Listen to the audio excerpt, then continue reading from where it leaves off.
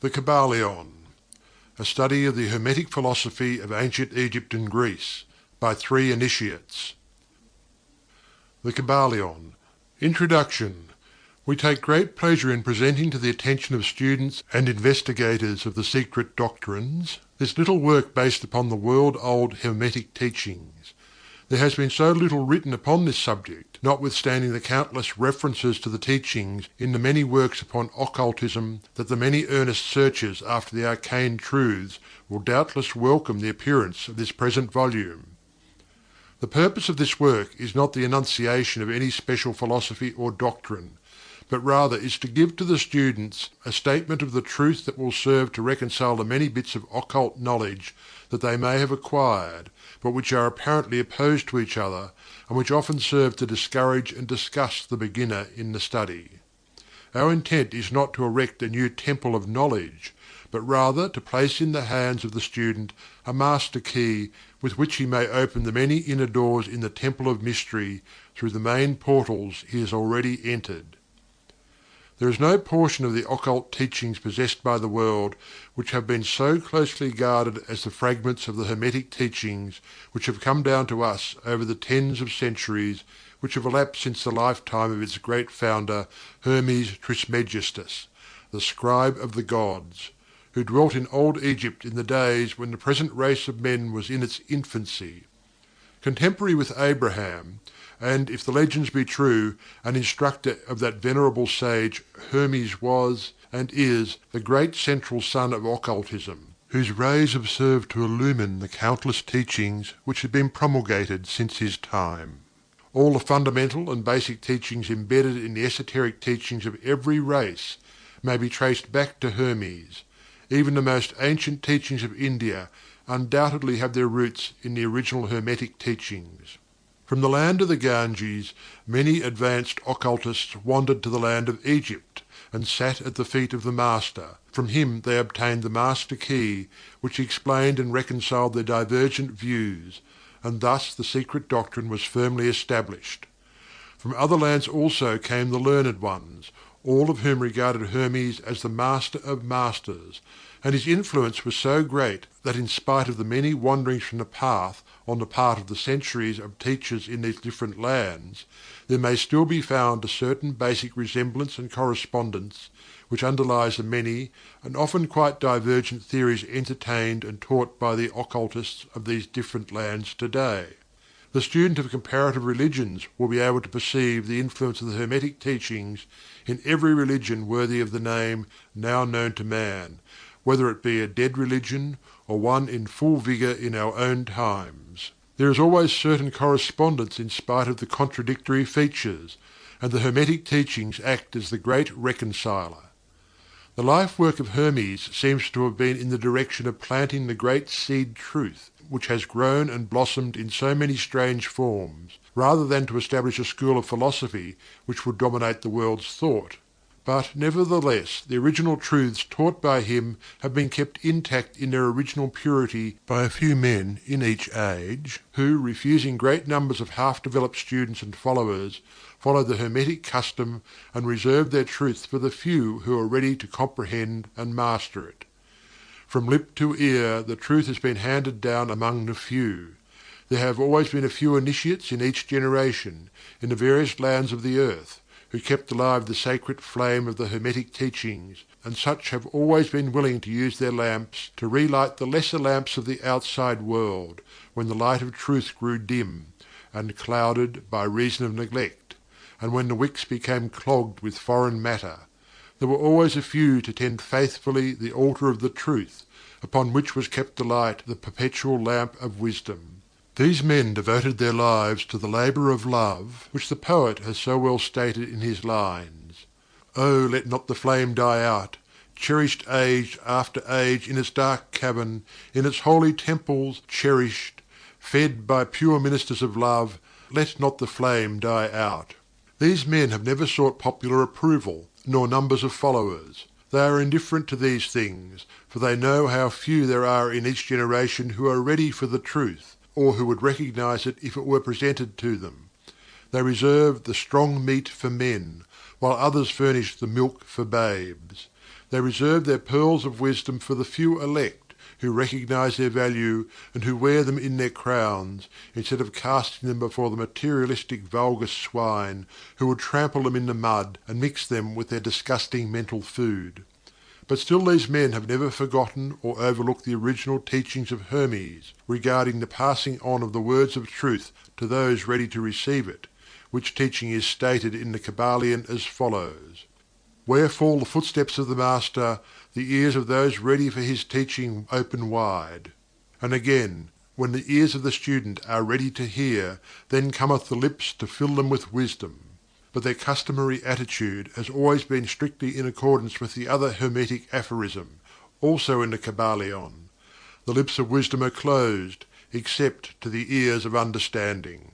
There are those who have criticized this attitude of the Hermetists, and who have claimed that they did not manifest the proper spirit in their policy of seclusion and reticence. But a moment's glance back over the pages of history will show the wisdom of the Masters, who knew the folly of attempting to teach to the world that which it was neither willing nor ready to receive. The Hermetists have never sought to be martyrs, and have instead sat silently aside with a pitying smile on their closed lips, while the heathen raged noisily about them, in their customary amusement of putting to death and torture the honest but misguided enthusiasts who imagined that they could force upon a race of barbarians the truth capable of being understood only by the elect who had advanced along the path. And the spirit of persecution has not as yet died out in the land. There are certain Hermetic teachings which, if publicly promulgated, would bring down upon the teachers a great cry of scorn and revilement from the multitude, who would again raise the cry of "Crucify! Crucify!" In this little work we have endeavoured to give you an idea of the fundamental teachings of the Kybalion, striving to give you the working principles, leaving you to apply them yourselves, rather than attempting to work out the teaching in detail. If you are a true student, you will be able to work out and apply these principles. If not, then you must develop yourself into one, for otherwise the Hermetic teachings will be as words, words, words to you. The Three Initiates. End of Introduction to the Kybalion. Chapter 1. The Hermetic Philosophy. The lips of wisdom are closed, except to the ears of understanding. The Kybalion. From old Egypt have come the fundamental esoteric and occult teachings which have so strongly influenced the philosophies of all races, nations and peoples for several thousand years. Egypt, the home of the pyramids and the Sphinx, was a birthplace of the hidden wisdom and the mystic teachings. From her secret doctrine all nations have borrowed. India, Persia, Chaldea, Media, China, Japan, Assyria, ancient Greece and Rome, and other ancient countries partook liberally at the feast of knowledge, which the Hierophants and Masters of the land of Isis so freely provided for those who came prepared to partake of the great store of mystic and occult lore which the master minds of that ancient land had gathered together. In ancient Egypt dwelt the great adepts and masters who have never been surpassed, and who seldom have been equalled, during the centuries that have taken their processional flight since the days of the great Hermes. In Egypt was located the great lodge of Lodges of the Mystics. At the doors of her temples entered the neophytes who afterwards, as Hierophants, adepts and masters, travelled to the four corners of the earth, carrying with them the precious knowledge which they were ready, anxious and willing to pass on to those who were ready to receive the same. All students of the occult recognize the debt that they owe to these venerable masters of that ancient land. But amongst these great masters of ancient Egypt there once dwelt one of whom masters hailed as the Master of Masters. This man, if man indeed he was, dwelt in Egypt in the earliest days. He was known as Hermes Trismegistus. He was the father of the occult wisdom, the founder of astrology, the discoverer of alchemy. The details of his life story are lost to history, owing to the lapse of the years, though several of the ancient countries disputed with each other in their claims to the honour of having furnished his birthplace, and this thousands of years ago. The date of his sojourn in Egypt, in that his last incarnation on this planet, is not now known, but it has been fixed at the early days of the oldest dynasties of Egypt, long before the days of Moses. The best authorities regard him as a contemporary of Abraham, and some of the Jewish traditions go so far as to claim that Abraham acquired a portion of his mystic knowledge from Hermes himself. As the years rolled by after his passing from this plane of life, tradition recording that he lived 300 years in the flesh, the Egyptians deified Hermes and made him one of their gods, under the name of Thoth. Years after, the people of ancient Greece also made him one of their many gods, calling him Hermes, the god of wisdom. The Egyptians revered his memory for many centuries, yes, tens of centuries, calling him the scribe of the gods, and bestowing upon him distinctively his ancient title Trismegistus, which means the thrice great, the great great, the greatest great, etc. In all the ancient lands the name of Hermes Trismegistus was revered, the name being synonymous with the fount of wisdom.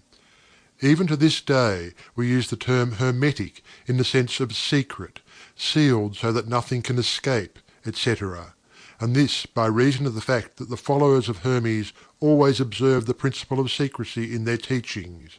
They did not believe in casting pearls before swine, but rather held to the teaching milk for babes, meat for strong men, both of which maxims are familiar to readers of the Christian scriptures, but both of which had been used by the Egyptians for centuries before the Christian era. And this policy of careful dissemination of the truth has always characterized the Hermetics, even unto the present day. The Hermetic teachings are to be found in all lands, among all religions, but never identified with any particular country, nor with any particular religious sect. This is because of the warning of the ancient teachers against allowing the secret doctrine to become crystallized into a creed. The wisdom of this caution is apparent to all students of history. The ancient occultism of India and Persia degenerated, and was largely lost, owing to the fact that the teachers became priests, and so mixed theology with the philosophy, the result being that the occultism of India and Persia has been gradually lost amidst the mass of religious superstition cults, creeds, and gods. So it was with ancient Greece and Rome. So it was with the Hermetic teachings of the Gnostics and early Christians, which were lost at the time of Constantine, whose iron hand smothered philosophy with the blanket of theology, losing to the Christian Church that which was its very essence and spirit, and causing it to grope throughout several centuries before it found the way back to its ancient faith, the indications apparent to all careful observers in this 20th century being that the Church is now struggling to get back to its ancient mystic teachings. But there were always a few faithful souls who kept alive the flame, tending it carefully, and not allowing its light to become extinguished. And thanks to these staunch hearts and fearless minds, we have the truth still with us. But it is not found in books, to any great extent. It has been passed along from master to student, from initiate to hierophant, from lip to ear. When it was written down at all, its meaning was veiled in terms of alchemy and astrology, so that only those possessing the key could read it aright. This was made necessary in order to avoid the persecutions of the theologians of the Middle Ages, who fought the secret doctrine with fire and sword, stake, gibbet, and cross. Even to this day there will be found but few reliable books on the Hermetic philosophy, although there are countless references to it in many books written on various phases of occultism. And yet the Hermetic philosophy is the only master key which will open all the doors of the occult teachings. In the early days there was a compilation of certain basic Hermetic doctrines, passed on from teacher to student, which was known as the Kybalion, the exact significance and meaning of the term having been lost for several centuries. This teaching, however, is known to many to whom it has descended, from mouth to ear, on and on throughout the centuries. Its precepts have never been written down or printed, so far as we know. It was merely a collection of maxims, axioms, and precepts, which were non-understandable to outsiders, but which were readily understood by students, after the axioms, maxims, and precepts had been explained and exemplified by the Hermetic initiates to their neophytes. These teachings really constituted the basic principles of the art of Hermetic alchemy, which, contrary to general belief, dealt in the mastery of mental forces rather than material elements, the transmutation of one kind of mental vibrations into others, instead of the changing of one kind of metal into another. The legends of the Philosopher's Stone, which would turn base metal into gold, was an allegory relating to Hermetic philosophy, readily understood by all students of true Hermeticism. In this little book, of which this is the first lesson, we invite our students to examine into the Hermetic teachings as set forth in the Kybalion, and as explained by ourselves, humble students of the teachings, who, while bearing the title of initiates, are still students at the feet of Hermes, the Master. We herein give you many of the maxims, axioms, and precepts of the Kybalion, accompanied by explanations and illustrations which we deem likely to render the teachings more easily comprehended by the modern student, particularly as the original text is purposely veiled in obscure terms. The original maxims, axioms, and precepts of the Kybalion are printed herein, in quotation marks, the proper credit being given. Our own work is printed in the regular way, in the body of the work. We trust that the many students to whom we now offer this little work will derive as much benefit from the study of its pages as have the many who have gone on before, treading the same path to mastery throughout the centuries that have passed since the times of Hermes Trismegistus, the Master of Masters, the Great. In the words of the Kybalion, where fall the footsteps of the Master, the ears of those ready for his teachings open wide. The Kybalion. Where the ears of the student are ready to hear, then cometh lips to fill them with wisdom. The Kybalion. So that, according to the teachings, the passage of this book to those ready for the instruction will attract the attention of such as are prepared to receive the teaching. And, likewise, when the pupil is ready to receive the truth, then will this little book come to him or her. Such is the law. The Hermetic principle of cause and effect, in its aspect of the law of attraction, will bring lips and ear together, pupil and book in company. So mote it be. End of Chapter 1 of the Kybalion by 3 Initiates. Chapter 2. The 7 Hermetic Principles.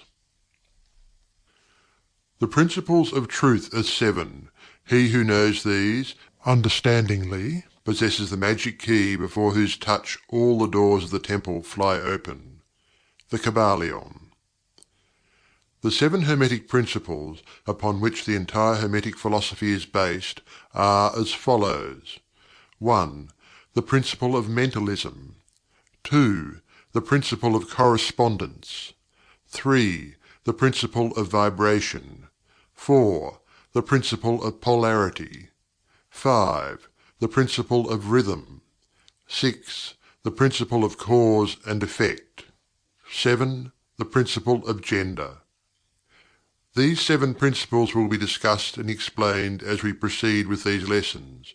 A short explanation of each, however, may as well be given at this point. 1. The principle of Mentalism.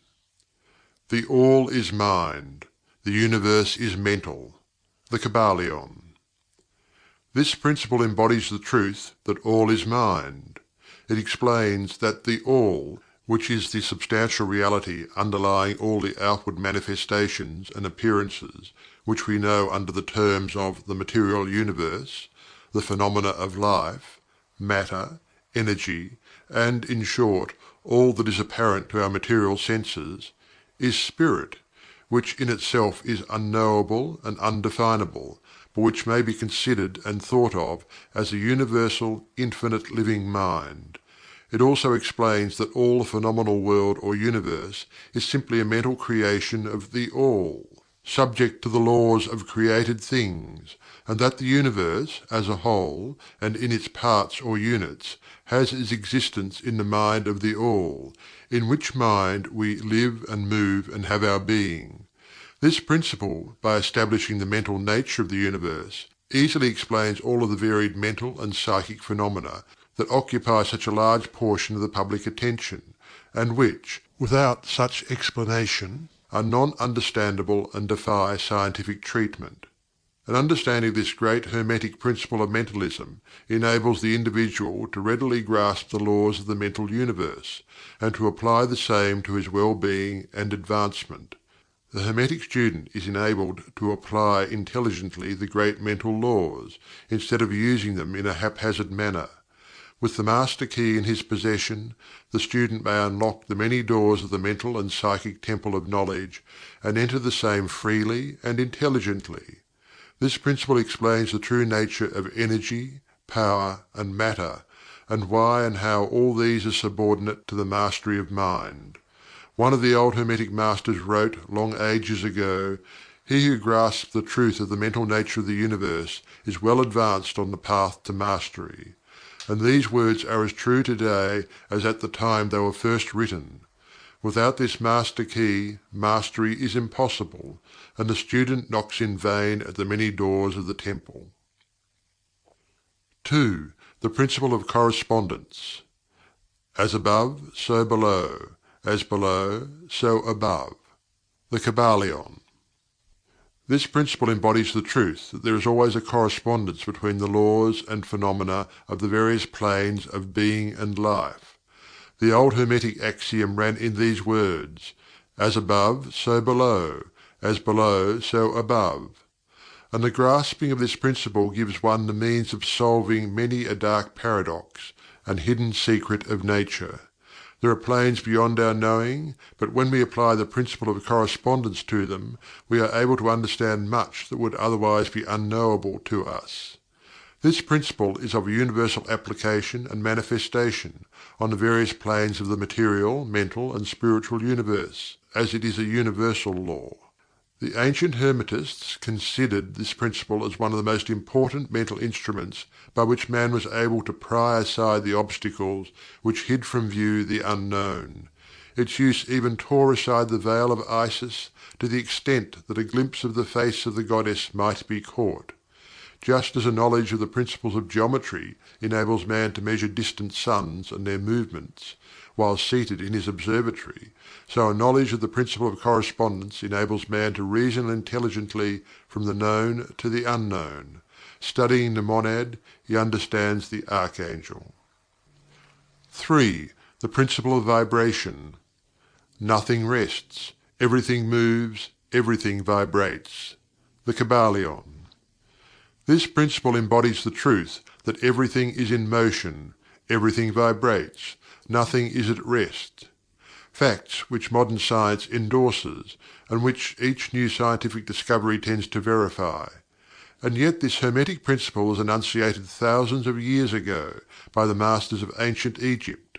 This principle explains that the differences between different manifestations of matter, energy, mind, and even spirit result largely from varying rates of vibration, from the All, which is pure spirit, down to the grossest form of matter. All is in vibration. The higher the vibration, the higher the position in the scale. The vibration of spirit is at such an infinite rate of intensity and rapidity that it is practically at rest, just as a rapidly moving wheel seems to be motionless.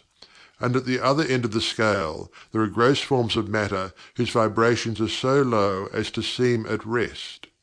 Between these poles there are millions upon millions of varying degrees of vibration. From corpuscle and electron, atom and molecule, to worlds and universes, everything is in vibratory motion. This is also true on the planes of energy and force, which are but varying degrees of vibration, and also on the mental planes, whose states depend upon vibration, and even on to the spiritual planes. An understanding of this principle, with the appropriate formulas, enables Hermetic students to control their own mental vibrations as well as those of others. The Masters also apply this principle to the conquering of natural phenomena in various ways. He who understands the principle of vibration has grasped the scepter of power, says one of the old writers. 4. The principle of polarity. Everything is dual, everything has poles, everything has its pair of opposites. Like and unlike are the same. Opposites are identical in nature, but different in degree. Extremes meet. All truths are but half-truths. all paradoxes may be reconciled. The Kybalion.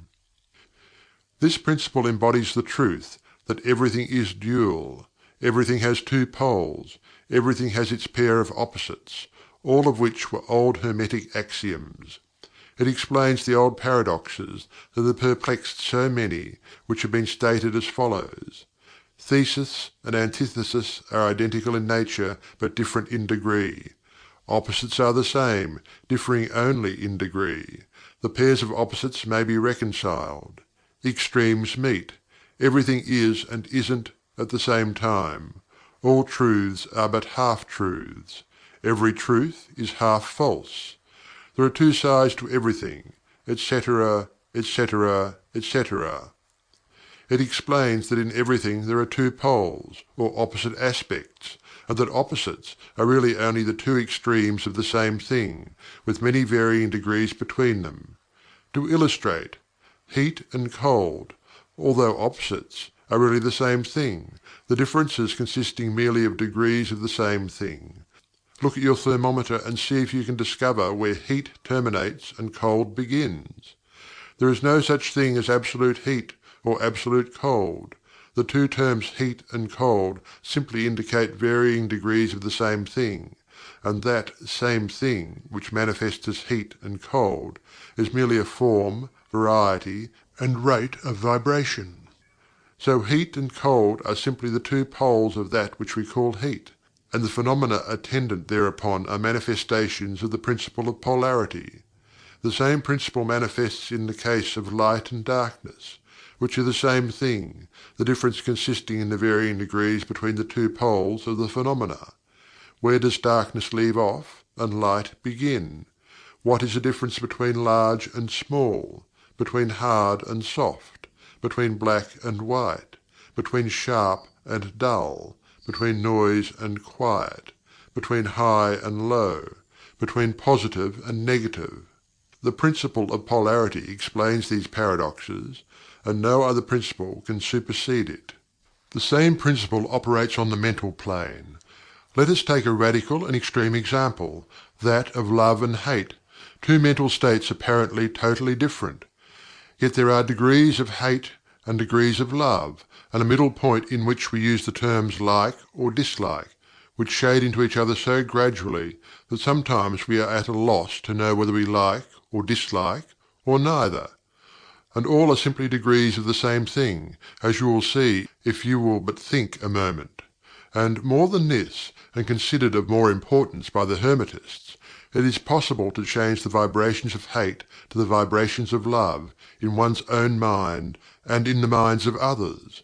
Many of you who read these lines have had personal experiences of the involuntary rapid transition from love to hate, and the reverse, in your own case and that of others.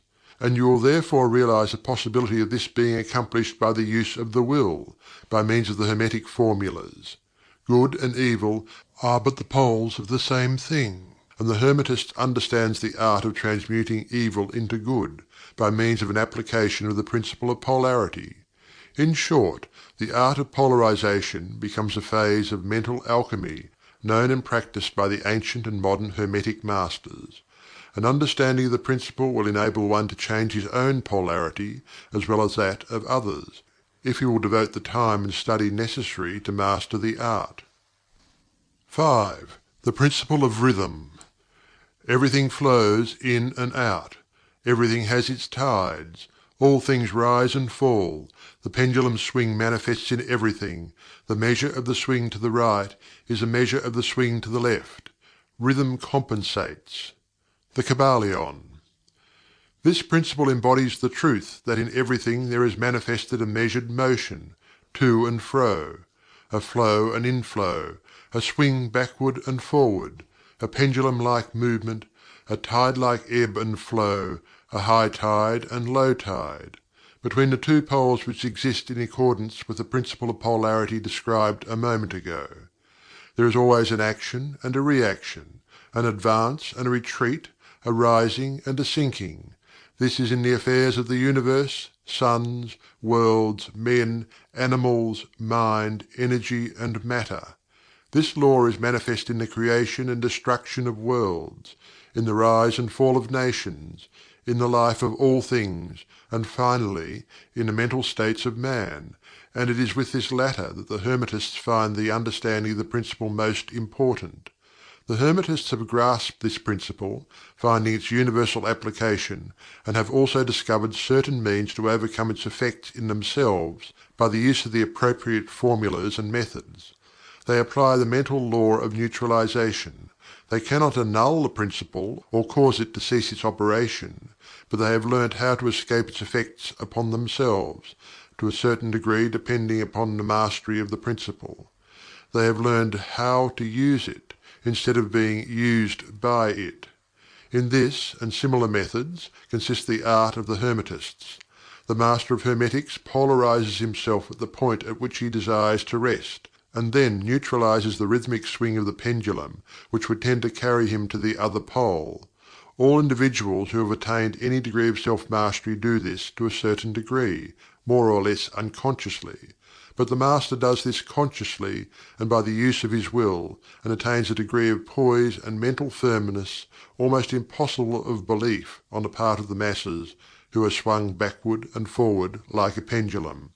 This principle and that of Polarity have been closely studied by the Hermetists, and the methods of counteracting, neutralizing, and using them form an important part of the Hermetic mental alchemy. 6. The principle of cause and effect. Every cause has its effect, every effect has its cause, everything happens according to law. Chance is but a name for law not recognized. There are many planes of causation, but nothing escapes the law. The Kybalion. This principle embodies the fact that there is a cause for every effect, an effect from every cause. It explains that everything happens according to law, that nothing ever merely happens, that there is no such thing as chance, that while there are various planes of cause and effect, the high dominating the lower planes, still nothing ever entirely escapes the law. The Hermetists understand the art and methods of rising above the ordinary plane of cause and effect, to a certain degree, and by mentally rising to a higher plane, they become causes instead of effects. The masses of people are carried along, obedient to environment, the wills and desires of others stronger than themselves, heredity, suggestion, and other outward causes moving them about like pawns on the chessboard of life. But the Masters, rising to the plane above, dominate their moods, characters, qualities, and powers, as well as the environment surrounding them, and become movers instead of pawns. They help to play the game of life, instead of being played and moved about by other wills and environment. They use the principle instead of being its tools.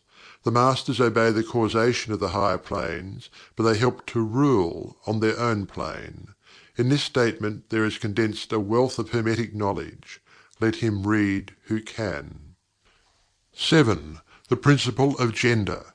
Gender is in everything. Everything has its masculine and feminine principles. Gender manifests on all planes. The Kybalion. This principle embodies the truth that there is gender manifested in everything, the masculine and feminine principles ever at work. This is true not only of the physical plane, but of the mental and even the spiritual planes. On the physical plane, the principle manifests as sex. On the higher planes, it takes higher forms, but the principle is ever the same. No creation, mental, physical, or spiritual, is possible without this principle. An understanding of its laws will throw light on many a subject that has perplexed the minds of men. The principle of gender works ever in the direction of generation, regeneration, and creation. Everything and every person contains the two elements or principles, or this great principle, within it, him or her. Every male thing has the female element also. Every female contains also the male principle. If you would understand the philosophy of mental and spiritual creation, generation, and regeneration, you must understand and study this Hermetic principle. It contains the solution of many mysteries of life.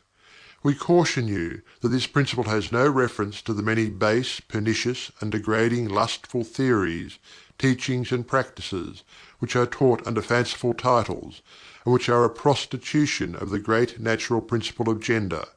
Such base revivals of the ancient infamous forms of phallicism tend to ruin mind, body, and soul, and the Hermetic philosophy has ever sounded the warning note against these degraded teachings which tend towards lust, licentiousness, and perversion of nature's principles. If you seek such teachings, you must go elsewhere for them. Hermeticism contains nothing for you along these lines. To the pure, all things are pure; to the base, all things are base. End of Chapter 2 of the Kybalion by 3 Initiates. Chapter 3. Mental Transmutation. Mind, as well as metals and elements, may be transmuted from state to state, degree to degree, condition to condition, pole to pole, vibration to vibration. True Hermetic transmutation is a mental art. The Kybalion. As we have stated, the Hermetists were the original alchemists, astrologers, and psychologists, Hermes having been the founder of these schools of thought. From astrology has grown modern astronomy, from alchemy has grown modern chemistry, from the mystic psychology has grown the modern psychology of the schools. But it must not be supposed that the ancients were ignorant of that which the modern schools suppose to be their exclusive and special property. The records engraved on the stones of ancient Egypt show conclusively that the ancients had a full comprehensive knowledge of astronomy, the very building of the pyramids showing the connection between their design and the study of astronomical science. Nor were they ignorant of chemistry, for the fragments of the ancient writings show that they were acquainted with the chemical properties of things. In fact, the ancient theories regarding physics are being slowly verified by the latest discoveries of modern science, notably those relating to the constitution of matter. Nor must it be supposed that they were ignorant of the so-called modern discoveries in psychology. On the contrary, the Egyptians were especially skilled in the science of psychology, particularly in the branches that the modern schools ignore, but which, nevertheless, are being uncovered under the name of psychic science, which is perplexing the psychologists of today, and making them reluctantly admit that there may be something in it after all. The truth is that beneath the material chemistry, astronomy, and psychology, that is, the psychology in its phase of brain action, the ancients possessed a knowledge of the transcendental astronomy, called astrology, of transcendental chemistry, called alchemy, of transcendental psychology, called mystic psychology. They possessed the inner knowledge as well as the outer knowledge, the latter alone being possessed by modern scientists. Among the many secret branches of knowledge possessed by the Hermetists was that known as mental transmutation, which forms the subject matter of this lesson. Transmutation is a term usually employed to designate the ancient art of transmutation of metals, particularly of the base metals, into gold. The word transmute means to change from one nature, form, or substance into another, to transform. Webster. And accordingly, mental transmutation means the art of changing and transforming mental states, forms, and conditions into others. So you may see that mental transmutation is the art of mental chemistry, if you like the term, a form of practical mystic psychology. But this means far more than appears on the surface. Transmutation, alchemy, or chemistry on the mental plane is important enough in its effects, to be sure, and if the art stopped there it would still be one of the most important branches of study known to man. But this is only the beginning. Let us see why. The first of the 7 Hermetic principles is the principle of Mentalism, the axiom of which is: the All is Mind, the Universe is mental, which means that the underlying reality of the universe is mind, and the universe itself is mental, that is, existing in the mind of the All. We shall consider this principle in succeeding lessons, but let us see the effect of the principle if it be assumed to be true. If the universal is mental in its nature, then mental transmutation must be the art of changing the conditions of the universe, along the lines of matter, force, and mind. So you see, therefore, that mental transmutation is really the magic of which the ancient writers had so much to say in their mystical works, and about which they gave so few practical instructions. If all be mental, then the art which enables one to transmute mental conditions must render the master the controller of material conditions as well as those ordinarily called mental. As a matter of fact, none but advanced mental alchemists have been able to attain the degree of power necessary to control the grosser physical conditions, such as the control of the elements of nature, the production or cessation of tempests, the production and cessation of earthquakes and other great physical phenomena. But that such men have existed, and do exist today, is a matter of earnest belief to all advanced occultists of all schools. That the masters exist, and have these powers, the best teachers assure their students, having had experiences which justify them in such belief and statements. These masters do not make public exhibitions of their powers, but seek seclusion from the crowds of men, in order to better work their way along the path of attainment. We mention their existence, at this point, merely to call your attention to the fact that their power is entirely mental, and operates along the lines of the higher mental transmutation, under the Hermetic principle of Mentalism. The universe is mental. The Kybalion. But students and Hermetists of lesser degree than masters, the initiates and teachers, are able to freely work along the mental plane in mental transmutation. In fact, all that we call psychic phenomena, mental influence, mental science, new thought phenomena, etc., operates along the same general lines, for there is but one principle involved, no matter by what name the phenomena be called. The student and practitioner of mental transmutation works among the mental plane, transmuting mental conditions, states, etc., into others, according to various formulas, more or less efficacious. The various treatments, affirmations, denials, etc., of the schools of mental science are but formulas, often quite imperfect and unscientific, of the Hermetic art.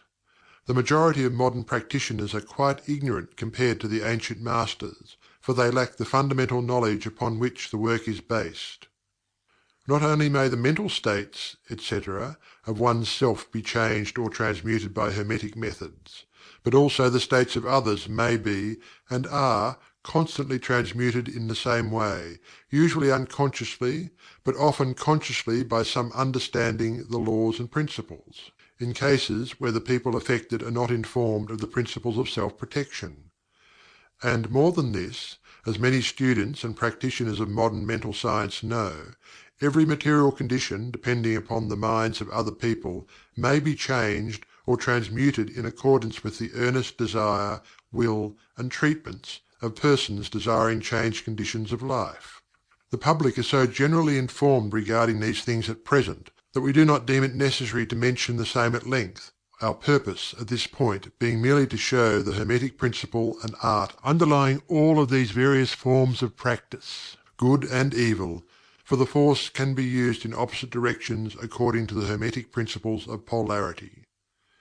In this little book we shall state the basic principles of mental transmutation, that all who read may grasp the underlying principles, and thus possess the master key that will unlock the many doors of the principle of Polarity.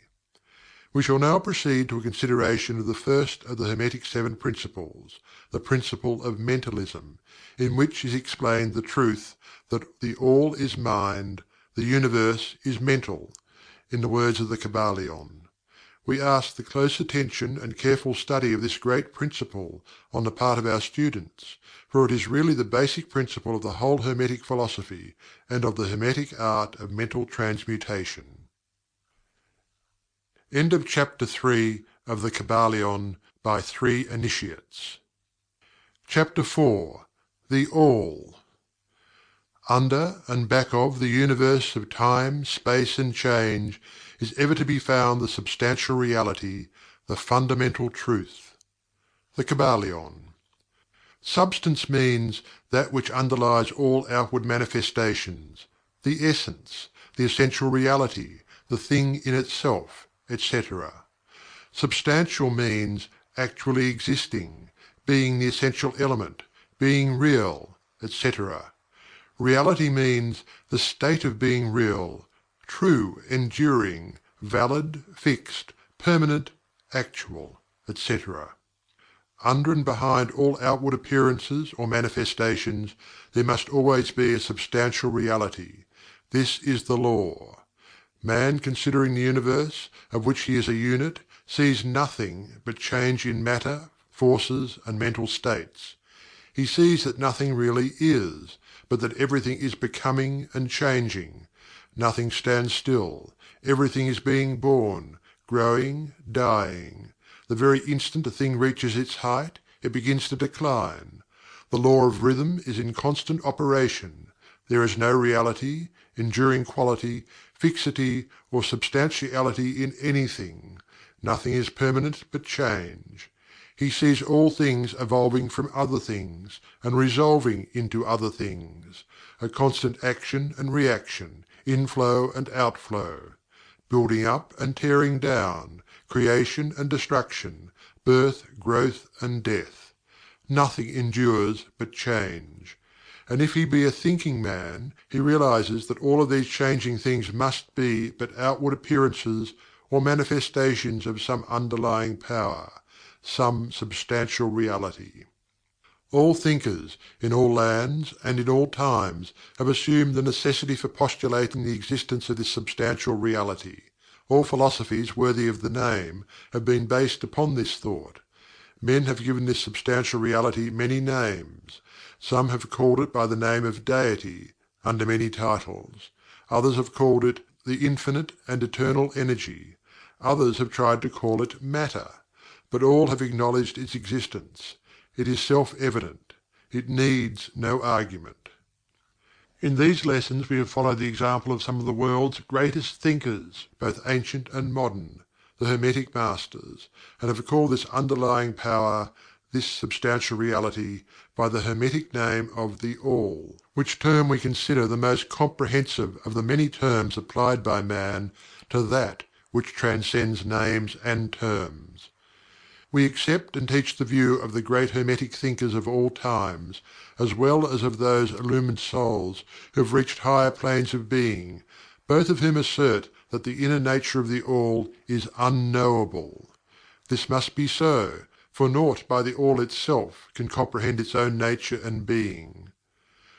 The Hermetists believe and teach that the All, in itself, is and must ever be unknowable. They regard all the theories, guesses, and speculations of the theologians and metaphysicians regarding the inner nature of the All as but the childish efforts of mortal minds to grasp the secret of the Infinite. Such efforts have always failed, and will always fail, from the very nature of the task. One pursuing such inquiries travels round and around in the labyrinth of thought, until he is lost to all sane reasoning, action, or conduct, and is utterly unfitted for the work of life. He is like the squirrel which frantically runs around and around the circling treadmill wheel of his cage, travelling ever and yet reaching nowhere, at the end a prisoner still, and standing just where he started.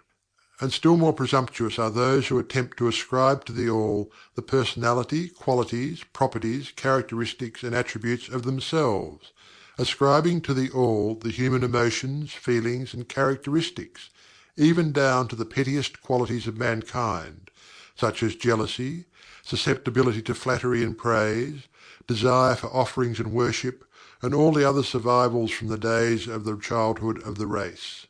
Such ideas are not worthy of grown men and women, and are rapidly being discarded. At this point it may be proper for me to state that we make a distinction between religion and theology, between philosophy and metaphysics. Religion, to us, means that intuitional realization of the existence of the All and one's relationship to it, while theology means the attempts of men to ascribe personality, qualities, and characteristics to it, their theories regarding its affairs, will, desires, plans, and designs, and their assumption of the office of middlemen between the All and the people. Philosophy, to us, means the inquiry after knowledge of things knowable and thinkable, while metaphysics means the attempt to carry the inquiry over and beyond the boundaries and into regions unknowable and unthinkable, and with the same tendency as that of theology. And consequently, both religion and philosophy mean to us things having roots in reality, while theology and metaphysics seem like broken reeds, rooted in the quicksands of ignorance, and affording naught but the most insecure support for the mind or soul of man.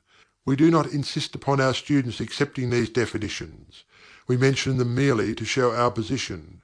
At any rate, you shall hear very little about theology and metaphysics in these lessons. That which is the fundamental truth, the substantial reality, is beyond true naming, but the wise men call it the All. The Kybalion. In its essence, the All is unknowable. The Kybalion. But the report of reason must be hospitably received and treated with respect. The Kybalion. The human reason, whose reports we must accept so long as we think at all, informs us as follows regarding the All, and that without attempting to remove the veil of the unknowable. 1. The All must be all that really is. There can be nothing existing outside of the All, else the All would not be the All. 2. The All must be infinite, for there is nothing else to define, confine, bound, limit, or restrict the All. It must be infinite in time, or eternal. It must have always continually existed, for there is nothing else to have ever created it, and something can never evolve from nothing, and if it had ever not been, even for a moment, it would not be now. It must continually exist forever, for there is nothing to destroy it, and it can never not be, even for a moment, because something can never become nothing. It must be infinite in space. It must be everywhere, for there is no place outside of the All. It cannot be otherwise than continuous in space, without break, cessation, separation or interruption, for there is nothing to break, separate or interrupt its continuity, and nothing with which to fill in the gaps. It must be infinite in power, or absolute, for there is nothing to limit, restrict, restrain, confine, disturb, or condition it. It is subject to no other power, for there is no other power. 3. The All must be immutable, or not subject to change in its real nature, for there is nothing to work changes upon it, nothing into which it could change, nor from which it could have changed. It cannot be added to, nor subtracted from, increased, nor diminished, nor become greater or lesser in any respect whatsoever. It must have always been, and must always remain, just what it is now. The All. There has never been, is not now, and never will be anything else into which it can change. The All being infinite, absolute, eternal, and unchangeable, it must follow that anything finite, changeable, fleeting, and conditioned cannot be the All. And as there is nothing outside of the All, in reality, then any and all such finite things must be as nothing in reality. Now do not become befogged nor frightened. We are not trying to lead you into the Christian Science field under cover of Hermetic philosophy. There is a reconciliation of this apparently contradictory state of affairs. Be patient. We will reach it in time. We see around us that which is called matter, which forms the physical foundation of all forms. Is the All merely matter? Not at all. Matter cannot manifest life or mind, and as life and mind are manifested in the universe, the All cannot be matter, for nothing rises higher than its own source. Nothing is ever manifested in an effect that is not in the cause. Nothing is evolved as a consequence that is not involved as an antecedent. And then modern science informs us that there is really no such thing as matter, that what we call matter is merely interrupted energy or force, that is, energy or force at a low rate of vibration. As a recent writer has said, matter has melted into mystery. Even material science has abandoned the theory of matter, and now rests upon the basis of energy. Then is the All mere energy or force? not energy or force as the materialists use the terms, for their energy and force are blind, mechanical things, devoid of life or mind. Life and mind can never evolve from blind energy or force, for the reason given a moment ago. Nothing can rise higher than its source. Nothing is evolved unless it is involved. Nothing manifests in the effect unless it is in the cause. And so the All cannot be mere energy or force, for, if it were, then there would be no such things as life and mind in existence, and we know better than that, for we are alive and using mind to consider this very question, and so are those who claim that energy or force is everything.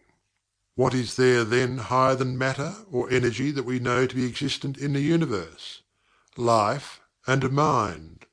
Life and mind in all their varying degrees of unfoldment. Then, you ask, do you mean to tell us that the All is life and mind? Yes and no, is our answer. If you mean life and mind as we poor petty mortals know them, we say no. The All is not that. But what kind of life and mind do you mean, you ask? The answer is living mind, as far above that which mortals know by those words as life and mind are higher than mechanical forces or matter. Infinite living mind as compared to finite life and mind. We mean that which the illumined souls mean when they reverently pronounce the word Spirit. The All is infinite living mind. The illumined call it Spirit. End of chapter 4 of the Kybalion, by 3 initiates. Chapter 5. The Mental Universe. The universe is mental, held in the mind of the All. The Kybalion. The All is Spirit. But what is Spirit? This question cannot be answered, for the reason that its definition is practically that of the All, which cannot be explained or defined. Spirit is simply a name that men give to the highest conception of infinite living mind. It means the real essence. It means living mind, as much superior to life and mind as we know them, as the latter are superior to mechanical energy and matter. Spirit transcends our understanding, and we use the term merely that we may think or speak of the All. For the purposes of thought and understanding, we are justified in thinking of Spirit as infinite living mind, at the same time acknowledging that we cannot fully understand it. We must either do this or stop thinking of the matter at all. Let us now proceed to a consideration of the nature of the universe, as a whole and in its parts. What is the universe? We have seen that there can be nothing outside of the All. Then is the universe the All? No, this cannot be, because the universe seems to be made up of many, and is constantly changing, and in other ways it does not measure up to the ideas that we are compelled to accept regarding the All, as stated in our last lesson. Then if the universe be not the All, then it must be nothing. Such is the inevitable conclusion of the mind at first thought. But this will not satisfy the question, for we are sensible of the existence of the universe. Then if the universe is neither the All nor nothing, what can it be? Let us examine this question. If the universe exists at all, or seems to exist, it must proceed in some way from the All. It must be a creation of the All. But as something can never come from nothing, from what could the All have created it? Some philosophers have answered this question by saying the All created the universe from itself, that is, from the being and substance of the All. But this will not do, for the All cannot be subtracted from, nor divided, as we have seen. And then again, if this be so, would not each particle in the universe become aware of its being the All? The All could not lose its knowledge of itself, nor actually become an atom or blind force or lowly living thing. Some men, indeed, realizing that the All is indeed All, and also recognizing that they, the men, existed, have jumped to the conclusion that they and the All were identical, and they have filled the air with shouts of "I am God," to the amusement of the multitude and the sorrow of sages.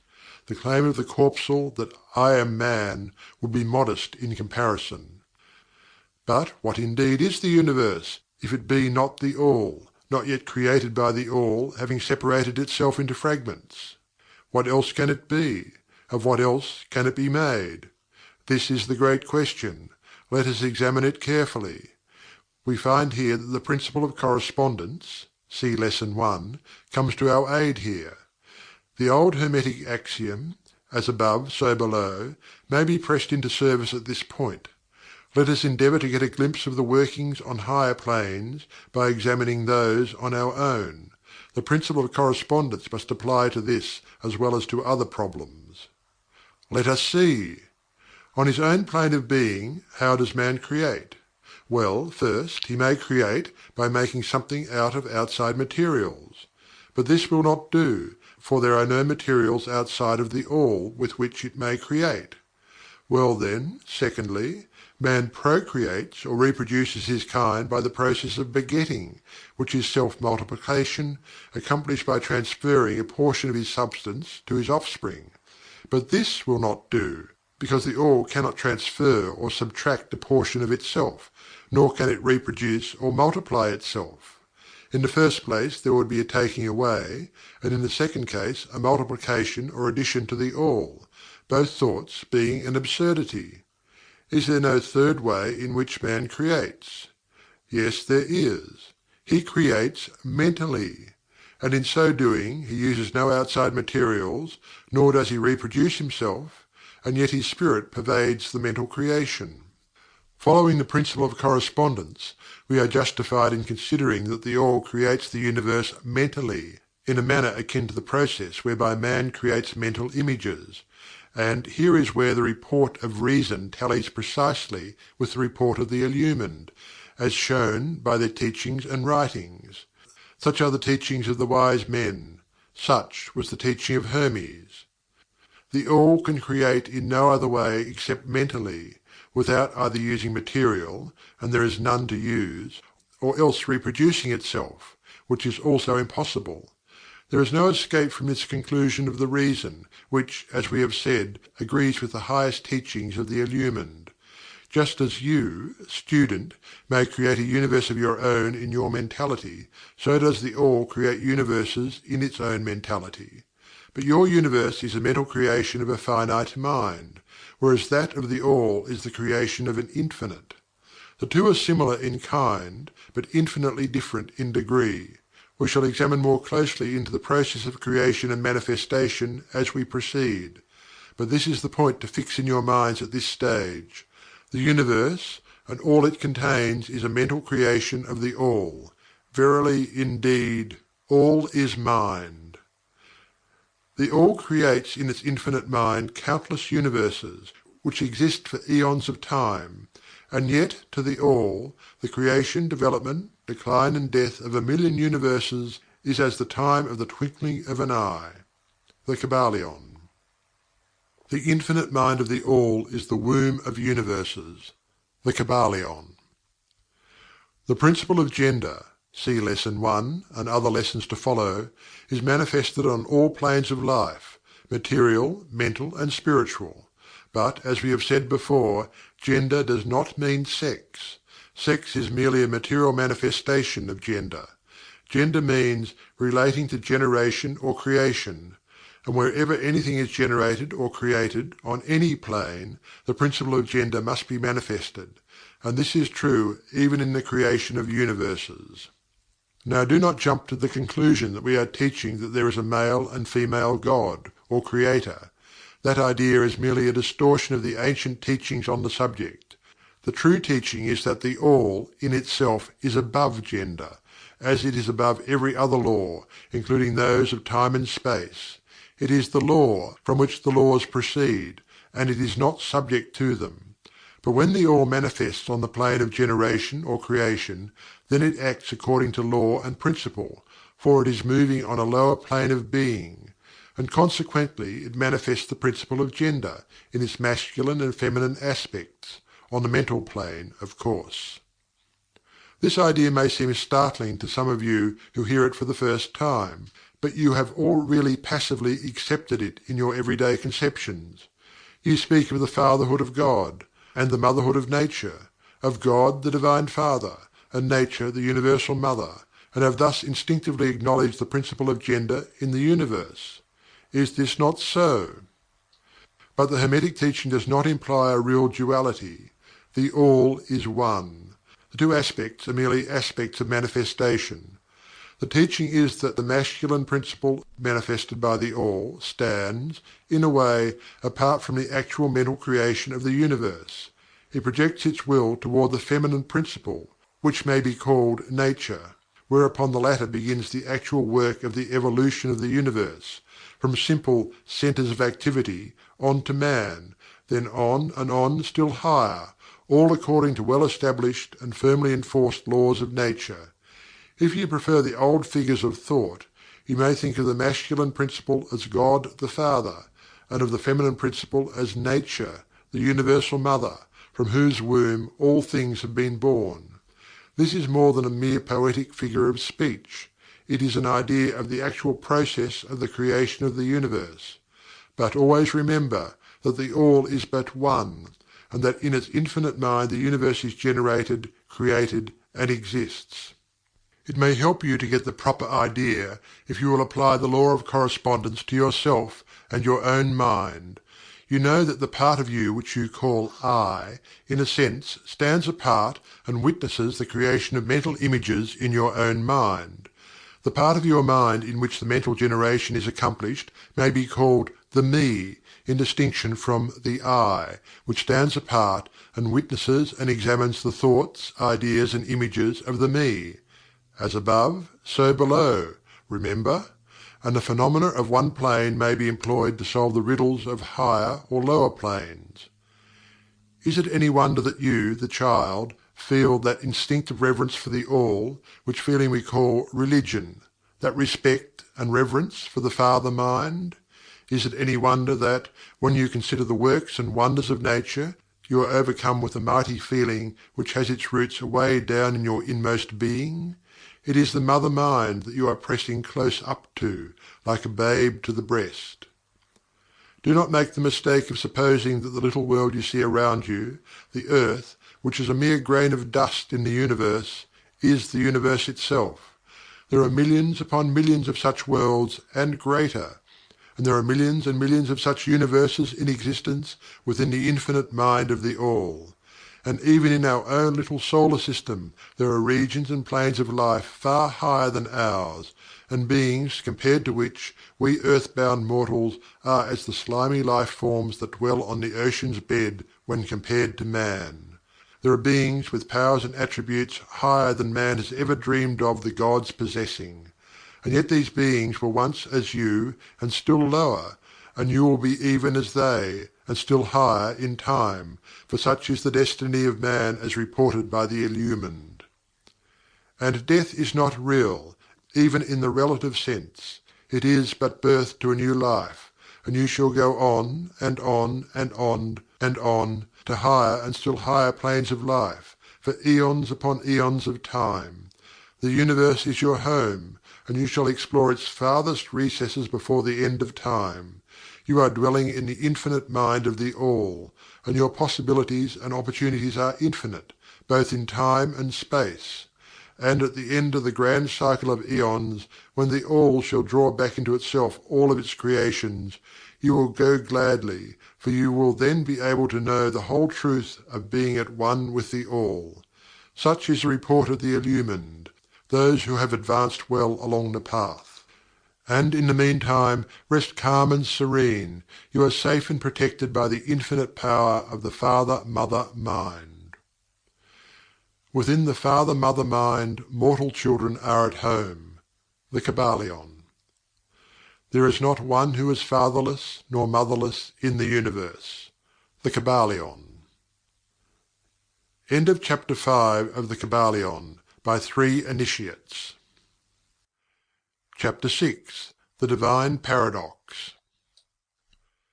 The half-wise, recognizing the comparative unreality of the universe, imagine that they may defy its laws. Such are vain and presumptuous fools, and they are broken against the rocks and torn asunder by the elements by reason of their folly. The truly wise, knowing the nature of the universe, use law against laws, the higher against the lower, and by the art of alchemy transmute that which is undesirable into that which is worthy, and thus triumph. Mastery consists not in abnormal dreams, visions, and fantastic imaginings or living, but in using the higher forces against the lower, escaping the pains of the lower planes by vibrating on the higher. Transmutation, not presumptuous denial, is the weapon of the master. The Kybalion. This is the paradox of the universe, resulting from the principle of polarity which manifests when the All begins to create. Hearken to it, for it points the difference between half wisdom and wisdom. While to the infinite All, the universe, its laws, its powers, its life, its phenomena, are as things witnessed in a state of meditation or dream, yet to all that is finite, the universe must be treated as real, and life, and action, and thought must be based thereupon accordingly, although with an ever-increasing understanding of the higher truth, each according to its own planes and laws. Were the All to imagine that the universe were indeed reality, then woe to the universe, for then there would be no escape from lower to higher, divineward. Then would the universe become a fixity, and progress would become impossible. And if man, owing to half wisdom, acts and lives and thinks of the universe as merely a dream, akin to his own finite dreams, then indeed does it so become for him, and like a sleep-walker he stumbles ever around and around in a circle, making no progress, and being forced into an awakening at last by his falling bruised and bleeding over the natural laws which he ignored. Keep your mind ever on the star, but let your eyes watch over your footsteps, lest you fall into the mire by reason of your upward gaze. Remember the divine paradox, that while the universe is not, still it is. Remember ever the two poles of truth, the absolute and the relative. Beware of half-truths. What Hermetists know as the law of paradox is an aspect of the principle of polarity. The Hermetic writings are filled with references to the appearance of the paradox in the consideration of the problems of life and being. The teachers are constantly warning their students against the error of omitting the other side of any question, and their warnings are particularly directed to the problems of the absolute and the relative, which perplex all students of philosophy, and which cause so many to think and act contrary to what is generally known as common sense. And we caution all students to be sure to grasp the divine paradox of the absolute and relative, lest they become entangled in the mire of the half-truth. With this in view, this particular lesson has been written. Read it carefully. The first thought that comes to the thinking man after he realizes the truth that the universe is a mental creation of the All, is that the universe and all that it contains is a mere illusion, an unreality, against which idea his instincts revolt. But this, like all other great truths, must be considered both from the absolute and the relative points of view. From the absolute viewpoint, of course, the universe is in the nature of an illusion, a dream, a phantasmagoria, as compared to the All in itself. We recognize this even in our ordinary view, for we speak of the world as a fleeting show that comes and goes, is born and dies. For the element of impermanence and change, finiteness and unsubstantiality, must ever be connected with the idea of a created universe when it is contrasted with the idea of the All, no matter what may be our beliefs concerning the nature of both. Philosopher, metaphysician, scientist and theologian all agree upon this idea, and the thought is found in all forms of philosophical thought and religious conceptions, as well as in the theories of the respective schools of metaphysics and theology. So, the Hermetic teachings do not preach the unsubstantiality of the universe in any stronger terms than those more familiar to you, though their presentation of the subject may seem somewhat more startling. Anything that has a beginning and an ending must be, in a sense, unreal and untrue, and the universe comes under the rule, in all schools of thought. From the absolute point of view, there is nothing real except the All, no matter what terms we may use in thinking of or discussing the subject. Whether the universe be created of matter, or whether it be a mental creation in the minds of the All, it is unsubstantial, non-enduring, a thing of time, space and change. We want you to realize this fact thoroughly before you pass judgment on a Hermetic conception of the mental nature of the universe. Think over any and all of the other conceptions and see whether this be not true of them. But the absolute point of view shows merely one side of the picture. The other side is the relative one. Absolute truth has been defined as things as the mind of God knows them, while relative truth is things as the highest reason of man understands them. And so, while to the All the universe must be unreal and illusionary, a mere dream or result of meditation, nevertheless, to the finite minds forming a part of that universe, and viewing it through mortal faculties, the universe is very real indeed, and must be so considered. In recognizing the absolute view, we must not make the mistake of ignoring or denying the facts and phenomena of the universe, as they present themselves to our mortal faculties. We are not the All, remember. To take familiar illustrations, we all recognize the fact that matter exists to our senses. We will fare badly if we do not. And yet, even our finite minds understand the scientific dictum that there is no such thing as matter from a scientific point of view. That which we call matter is held to be merely an aggregation of atoms, which atoms themselves are merely a grouping of units of force, called electrons or ions, vibrating and in constant circular motion. We kick a stone and we feel the impact. It seems to be real, notwithstanding that we know it to be merely what we have stated above. But remember that our foot, which feels the impact by means of our brains, is likewise matter, so constituted of electrons, and for that matter, so are our brains. And at the best, if it were not by reason of our mind, we would not know the foot or stone at all. Then again, the ideal of the artist or sculptor, which he is endeavouring to reproduce in stone or on canvas, seems very real to him. So do the characters in the mind of the author or dramatist, which he seeks to express so that others may recognize them. And if this be true in the case of our finite minds, what must be the degree of reality in the mental images created in the mind of the Infinite? O friends, to mortals this universe of mentality is very real indeed.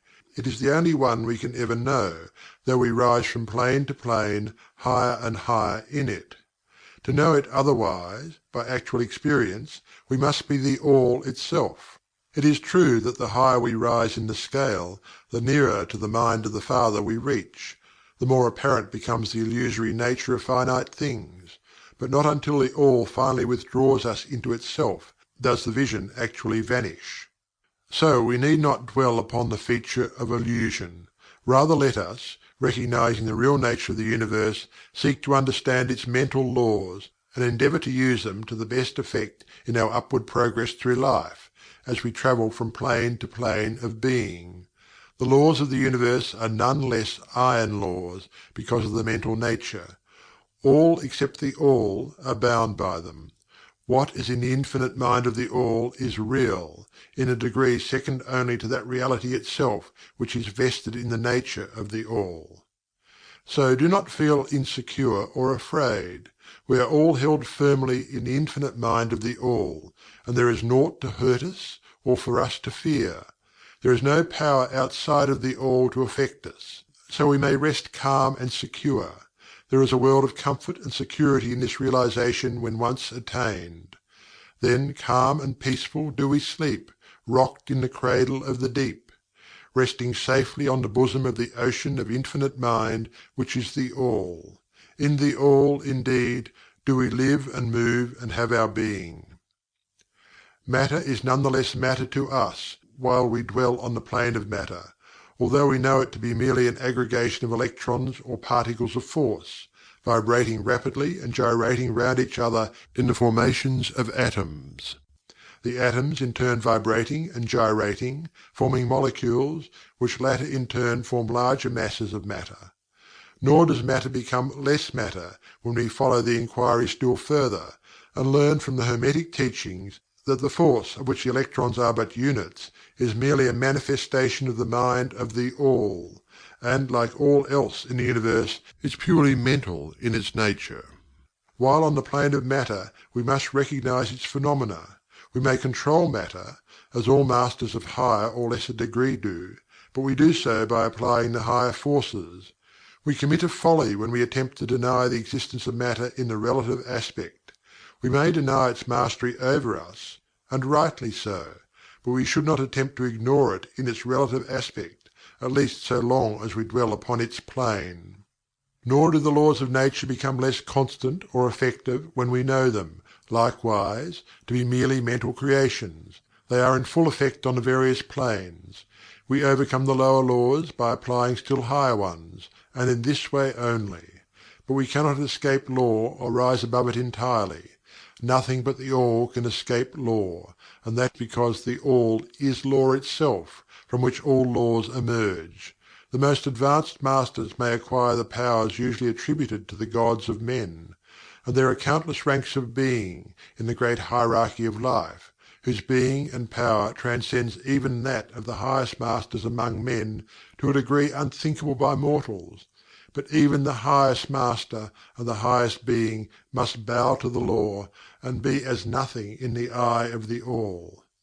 So that if even these highest beings, whose powers exceed even those attributed by men to their gods, if even these are bound by and subservient to law, then imagine the presumption of mortal man, of our race and grade, when he dares to consider the laws of nature as unreal, visionary and illusory, because he happens to be able to grasp the truth that all laws are mental in nature, and simply mental creations of the All.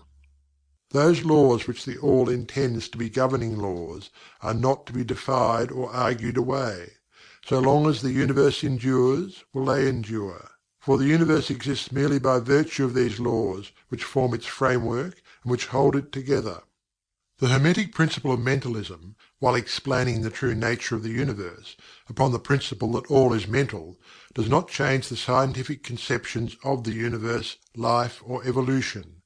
In fact, science merely corroborates the Hermetic teachings. The latter merely teaches that the nature of the universe is mental, while modern science has taught that it is material, or, of late, that it is energy at the last analysis. The Hermetic teachings have no fault to find with Herbert Spencer's basic principle, which postulates the existence of an infinite and eternal energy from which all things proceed. In fact, the Hermetics recognize in Spencer's philosophy the highest outside statement of the workings of the natural laws that have ever been promulgated, and they believe Spencer to have been a reincarnation of an ancient philosopher who dwelt in ancient Egypt thousands of years ago, and who later incarnated as Heraclitus, the Grecian philosopher who lived BC 500. And they regard his statement of the infinite and eternal energy as directly in the line of the Hermetic teachings, always with the addition of their own doctrine that his energy is the energy of the mind of the All. With the master key of the Hermetic philosophy, the student of Spencer will be able to unlock many doors of the inner philosophical conceptions of the great English philosopher, whose work shows the results of the preparation of his previous incarnations. His teachings regarding evolution and rhythm are in almost perfect agreement with the Hermetic teachings regarding the principle of rhythm. So the student of Hermetics need not lay aside any of his cherished scientific views regarding the universe. All he is asked to do is to grasp the underlying principle of the All is mind, and the universe is mental held in the mind of the All. He will find that the other 6 of the 7 principles will fit into his scientific knowledge, and will serve to bring out obscure points and to throw light in dark corners. This is not to be wondered at, when we realize the influence of the Hermetic thought on the early philosophers of Greece, upon whose foundations of thought the theories of modern science largely rest. The acceptance of the first Hermetic principle, Mentalism, is the only great point of difference between modern science and Hermetic students, and science is gradually moving toward the Hermetic position in its groping in the dark for a way out of the labyrinth into which it has wandered in its search for reality. The purpose of this lesson is to impress upon the minds of our students the fact that, to all intents and purposes, the universe and its laws and its phenomena are just as real, so far as man is concerned, as they would be under the hypotheses of materialism or energism. Under any hypothesis, the universe in its outer aspect is changing, ever-flowing, and transitory, and therefore devoid of substantiality and reality. But, note the other pole of the truth, under any of the same hypotheses we are compelled to act and live as if the fleeting things were real and substantial. With this difference always between the various hypotheses, that under the old view mental power was ignored as a natural force, while under mentalism it becomes the greatest natural force. And this one difference revolutionizes life to those who understand the principle and its resulting laws and practice. So, finally, students all, grasp the advantage of mentalism and learn to know, use and apply the laws resulting therefrom. But do not yield to the temptation which, as the Kybalion states, overcomes the half-wise, and which causes them to be hypnotized by the apparent unreality of things, the consequence being that they wander about like dream people dwelling in a world of dreams, ignoring the practical work and life of man, the end being that they are broken against the rocks and torn asunder by the elements by reason of their folly. Rather follow the example of the wise, which the same authority states use law against laws, the higher against the lower, and by the art of alchemy transmute that which is undesirable into that which is worthy, and thus triumph.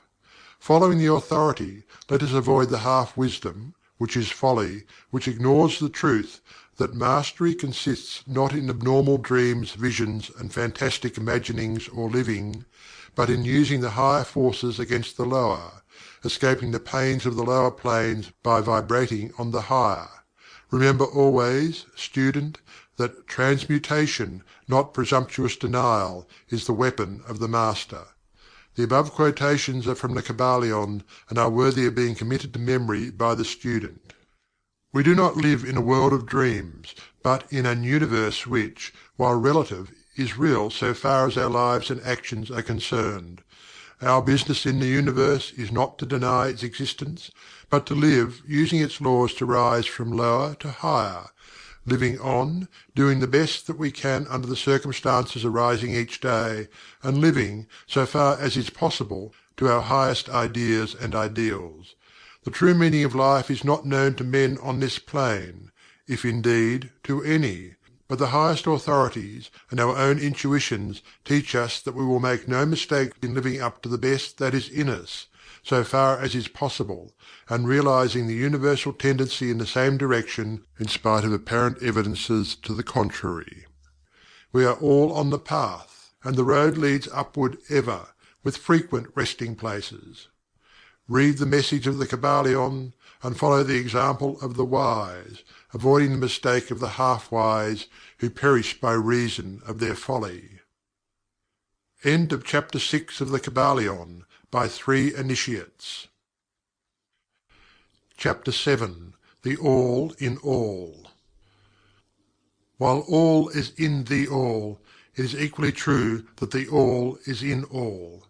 To him who truly understands this truth hath come great knowledge.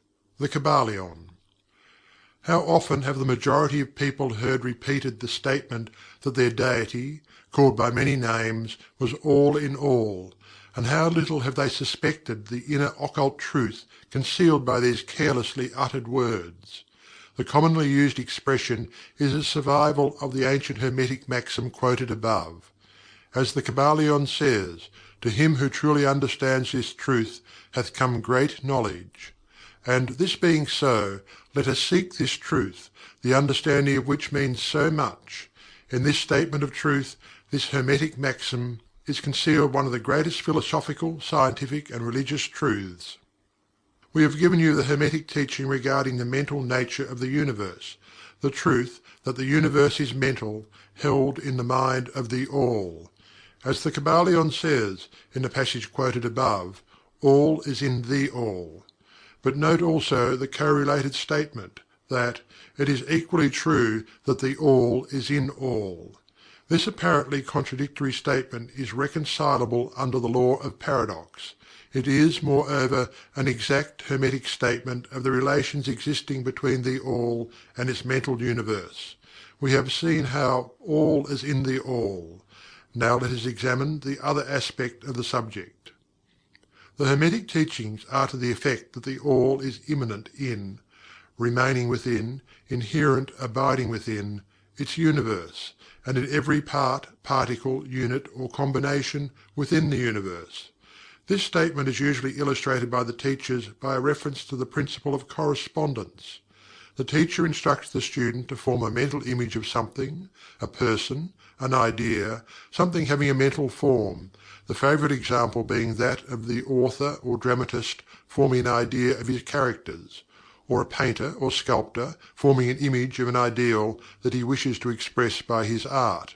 In each case, the student will find that while the image has its existence and a being solely within his own mind, yet he, the student, author, dramatist, painter, or sculptor, is in a sense immanent in, remaining within, or abiding within, the mental image also. In other words, the entire virtue, life, spirit of reality in the mental image is derived from the immanent mind of the thinker. Consider this for a moment until the idea is grasped. To take a modern example, let us say that Othello, Iago, Hamlet, Lear, Richard III existed merely in the mind of Shakespeare at the time of their conception or creation, and yet Shakespeare also existed within each of these characters, giving them their vitality, spirit, and action. Whose is the spirit of the characters that we know as Micawber, Oliver Twist, Uriah Heep?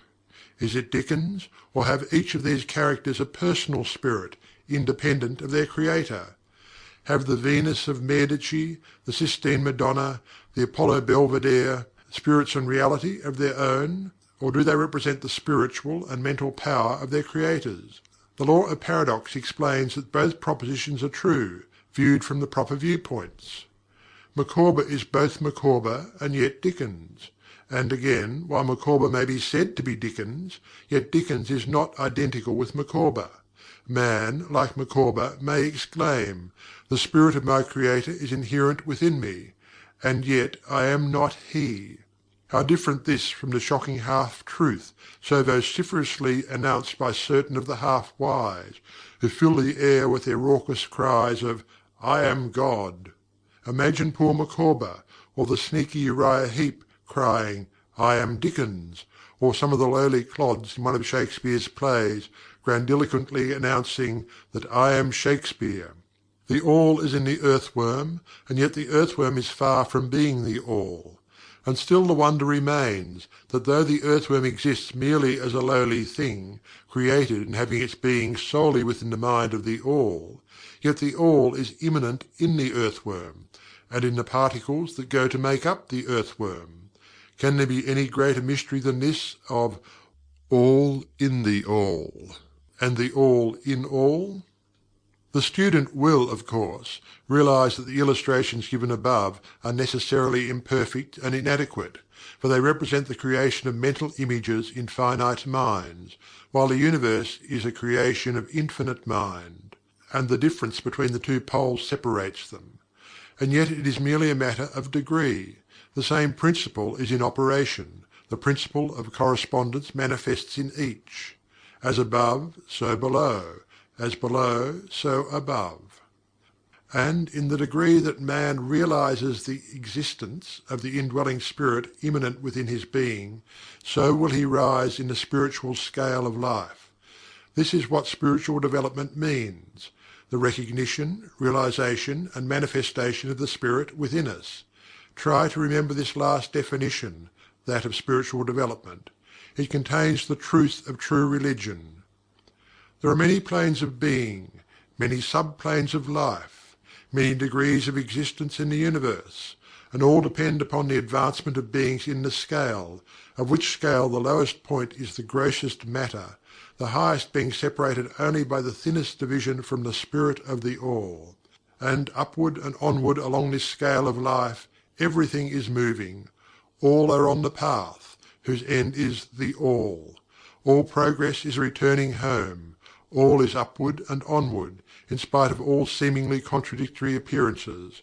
Such is the message of the illumined.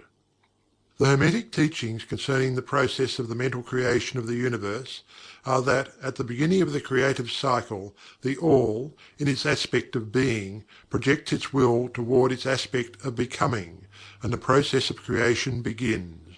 It is taught that the process consists of the lowering of vibration until a very low degree of vibratory energy is reached, at which point the grossest possible form of matter is manifested.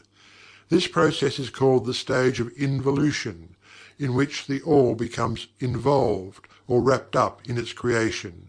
This process is believed by the Hermetists to have a correspondence to the mental process of an artist, writer, or inventor, who becomes so wrapped up in his mental creation as to almost forget his own existence, and who, for the time being, almost lives in his creation. Instead of being wrapped, we use the word wrapped. Perhaps we will give a better idea of what is meant. This involuntary stage of creation is sometimes called the outpouring of the divine energy, just as the evolutionary state is called the indrawing. The extreme pole of the creative process is considered to be the furthest removed from the all, while the beginning of the evolutionary stage is regarded as the beginning of the return swing of the pendulum of rhythm, a coming home idea, being held in all of the Hermetic teachings. The teachings are that during the outpouring the vibrations become lower and lower until finally the urge ceases and the return swing begins.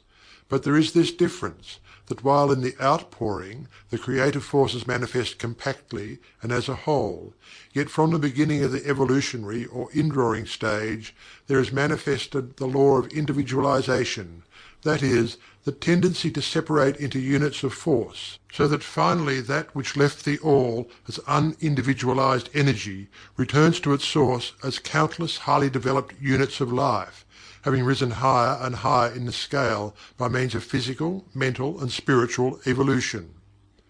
The ancient Hermetists used the word meditation in describing the process of the mental creation of the universe in the mind of the all, the word contemplation also being frequently employed, but the idea intended seems to be that of the employment of the divine attention.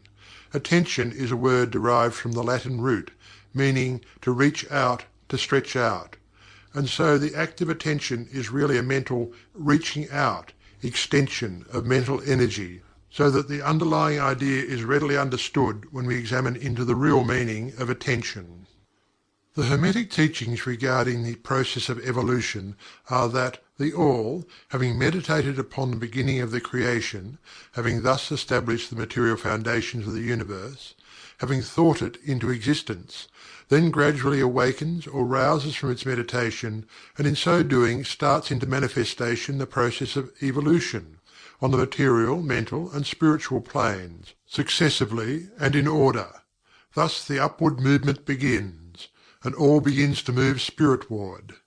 Matter becomes less gross, the units spring into being, the combinations begin to form, life appears and manifests in higher and higher forms, and mind becomes more and more in evidence, the vibrations constantly becoming higher.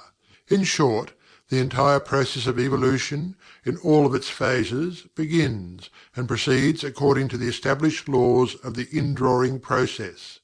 All of this occupies eons upon eons of man's time, each eon containing countless millions of years. But yet the illumined inform us that the entire creation, including involution and evolution of an universe, is but as the twinkle of the eye to the All. At the end of countless cycles of eons of time, the All withdraws its attention, its contemplation and meditation of the universe, for the great work is finished, and all is withdrawn into the All from which it emerged. But mystery of mysteries, the spirit of each soul is not annihilated, but is infinitely expanded. The created and the creator emerged. Such is the report of the illumined. The above illustration of the meditation and subsequent awakening from meditation of the All is of course but an attempt of the teachers to describe the infinite process by a finite example. And yet, as below, so above. The difference is merely in degree. And just as the All arouses itself from the meditation upon the universe, so does man, in time, cease from manifesting upon the material plane, and withdraws himself more and more into the indwelling spirit, which is indeed the divine ego. There is one more matter of which we desire to speak in this lesson, and that comes very near to an invasion of the metaphysical field of speculation, although our purpose is merely to show the futility of such speculation. We allude to the question which inevitably comes to the mind of all thinkers who have ventured to seek the truth. The question is, why does the All create universes? The question may be asked in different forms, but the above is the gist of the inquiry. Men have striven hard to answer this question, but there is still no answer worthy of the name.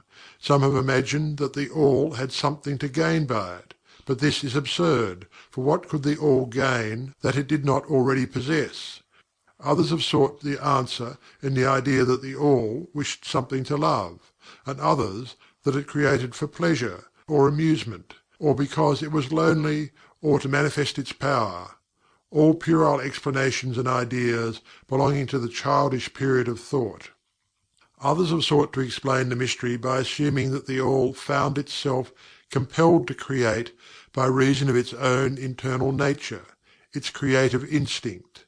This idea is an advance of the others, but its weak point lies in the idea of the All being compelled by anything, internal or external. If its internal nature, or creative instinct, compelled it to do anything, then the internal nature or creative instinct would be the Absolute, instead of the All, and so accordingly that part of the proposition falls.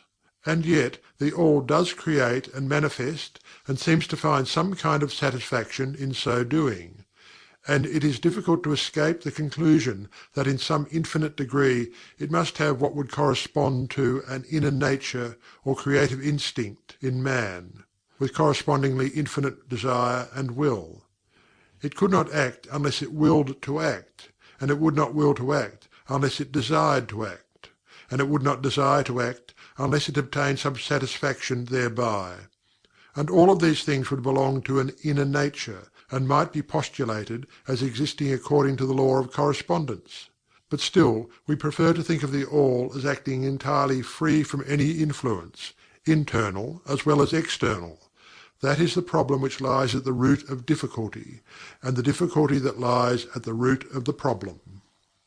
Strictly speaking, there cannot be said to be any reason whatsoever for the All to act, for a reason implies a cause, and the All is above cause and effect, except when it wills to become a cause, at which time the principle is set into motion. So, you see, the matter is unthinkable, just as the All is unknowable.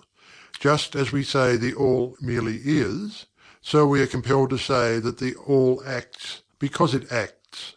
At the last, the All is all reason in itself, all law in itself, all action in itself, and it may be said truthfully that the All is its own reason, its own law, its own act, or still further, that the All, its reason, its act, is law, are one, all being names for the same thing.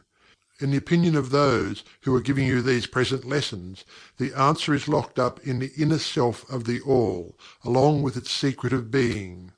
The law of correspondence, in our opinion, reaches only to that aspect of the All which may be spoken of as the aspect of becoming. Back of that aspect is the aspect of being, in which all laws are lost in law. All principles merge into principle and the All.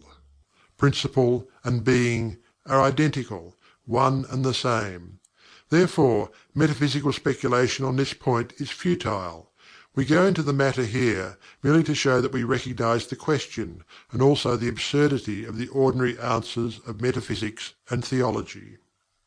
In conclusion, it may be of interest to our students to learn that while some of the ancient and modern Hermetic teachers have rather inclined in the direction of applying the principle of correspondence to the question, with the result of the inner nature conclusion, still the legends have it that Hermes, the Great, when asked this question by his advanced students, answered them by pressing his lips tightly together and saying not a word, indicating that there was no answer. But then he may have intended to apply the axiom of his philosophy, that the lips of wisdom are closed, except to the ears of understanding, believing that even his advanced students did not possess the understanding which entitled them to the teaching. At any rate, if Hermes possessed the secret, he failed to impart it, and so far as the world is concerned, the lips of Hermes are closed regarding it. And where the great Hermes hesitated to speak, what mortal may dare to teach?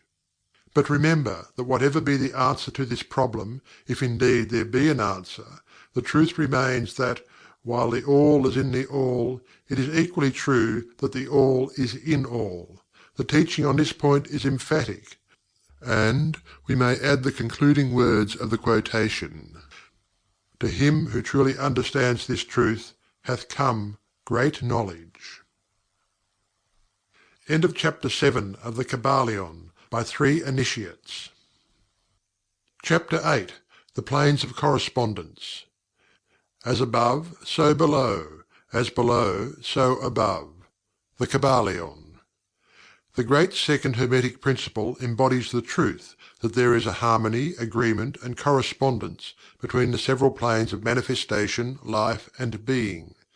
This truth is a truth because all that is included in the universe emanates from the same source, and the same laws, principles, and characteristics apply to each unit or combination of units of activity, as each manifests its own phenomena upon its own plane. For the purpose of convenience of thought and study, the Hermetic philosophy considers that the universe may be divided into 3 great classes of phenomena, known as the 3 great planes, namely: 1. The great physical plane; 2. The great mental plane; 3. The great spiritual plane. These divisions are more or less artificial and arbitrary, for the truth is that all of the 3 divisions are but ascending degrees of the great scale of life, the lowest point of which is undifferentiated matter, and the highest point that of spirit; and moreover the different planes shade into each other, so that no hard and fast division may be made between the higher phenomena of the physical and the lower of the mental, or between the higher of the mental and the lower of the physical. In short, the 3 great planes may be regarded as 3 great groups of degrees of life manifestation. While the purposes of this little book do not allow us to enter into an extended discussion of, or explanation of, the subject of these different planes, still we think it well to give a general description of the same at this point. At the beginning we may as well consider the question so often asked by the neophyte, who desires to be informed regarding the meaning of the word plane, which term has been very freely used, and very poorly explained, in many recent works upon the subject of occultism. The question is generally about as follows: Is a plane a place having dimensions, or is it merely a condition or state? We answer, no, not a place, nor ordinary dimension of space, and yet more than a state or condition. It may be considered as a state or condition, and yet the state or condition is a degree of dimension, in a scale subject to measurement. Somewhat paradoxical, is it not? But let us examine the matter. A dimension, you know, is a measure in a straight line relating to measure, etc. The ordinary dimensions of space are length, breadth, and height, or perhaps length, breadth, and height, thickness, or circumference. But there is another dimension of created things, or measure in a straight line, known to occultists, and to scientists as well, although the latter have not as yet applied the term dimension to it, and this new dimension, which, by the way, is the much speculated about 4th dimension, is the standard used in determining the degrees or planes. This 4th dimension may be called the dimension of vibration. It is a fact well known to modern science, as well as to the Hermetists, who have embodied the truth in their 3rd Hermetic principle, that everything is in motion, everything vibrates, nothing is at rest. From the highest manifestation to the lowest, everything and all things vibrate. Not only do they vibrate at different rates of motion, but as in different directions and in a different manner. The degrees of the rate of vibrations constitute the degrees of measurement on the scale of vibrations. In other words, the degrees of the 4th dimension, and these degrees form what occultists call planes. The higher the degree of rate of vibration, the higher the plane, and the higher the manifestation of life occupying that plane. So that while a plane is not a place, nor yet a state or condition, yet it possesses qualities common to both. We shall have more to say regarding the subject of the scale of vibrations in our next lessons, in which we shall consider the Hermetic principle of vibration. You will kindly remember, however, that the three great planes are not actual divisions of the phenomena of the universe, but merely arbitrary terms used by the Hermetists in order to aid in the thought and study of the various degrees and forms of universal activity and life. The atom of matter, the unit of force, the mind of man, and the being of the archangel are all but degrees in one scale, and all fundamentally the same, the difference between them solely a matter of degree and rate of vibration. All are creations of the All, and have their existence solely within the infinite mind of the All. The Hermetists subdivide each of the three great planes into 7 minor planes, and each of these latter are also subdivided into 7 subplanes, all divisions being more or less arbitrary, shading into each other, and adopted merely for convenience of scientific study and thought. The great physical plane, and its 7 minor planes, is that division of the phenomena of the universe which includes all that relates to physics, or material things, forces, and manifestations. It includes all forms of that which we call matter, and all forms of that which we call energy or force. But you must remember that the Hermetic philosophy does not recognize matter as a thing in itself, or as having a separate existence even in the mind of the All. The teachings are that matter is but a form of energy, that is, energy at a low rate of vibrations of a certain kind. And accordingly the Hermetists classify matter under the head of energy, and give to it 3 of the 7 minor planes of the great physical plane. These 7 minor physical planes are as follows: 1. The plane of matter, A. 2. The plane of matter, B. 3. The plane of matter, C. 4. The plane of ethereal substance. 5. The plane of energy, A. 6. The plane of energy, B. 7. The plane of energy, C. The plane of matter, A, comprises forms of matter in its forms of solids, liquids, and gases, as generally recognized by the textbooks on physics. The plane of matter, B, comprises certain higher and more subtle forms of matter of the existence of which modern science is but now recognizing, the phenomena of radiant matter, in its phases of radium, etc., belonging to the lower subdivision of this minor plane. The plane of matter, C, comprises forms of the most subtle and tenuous matter, the existence of which is not suspected by ordinary scientists.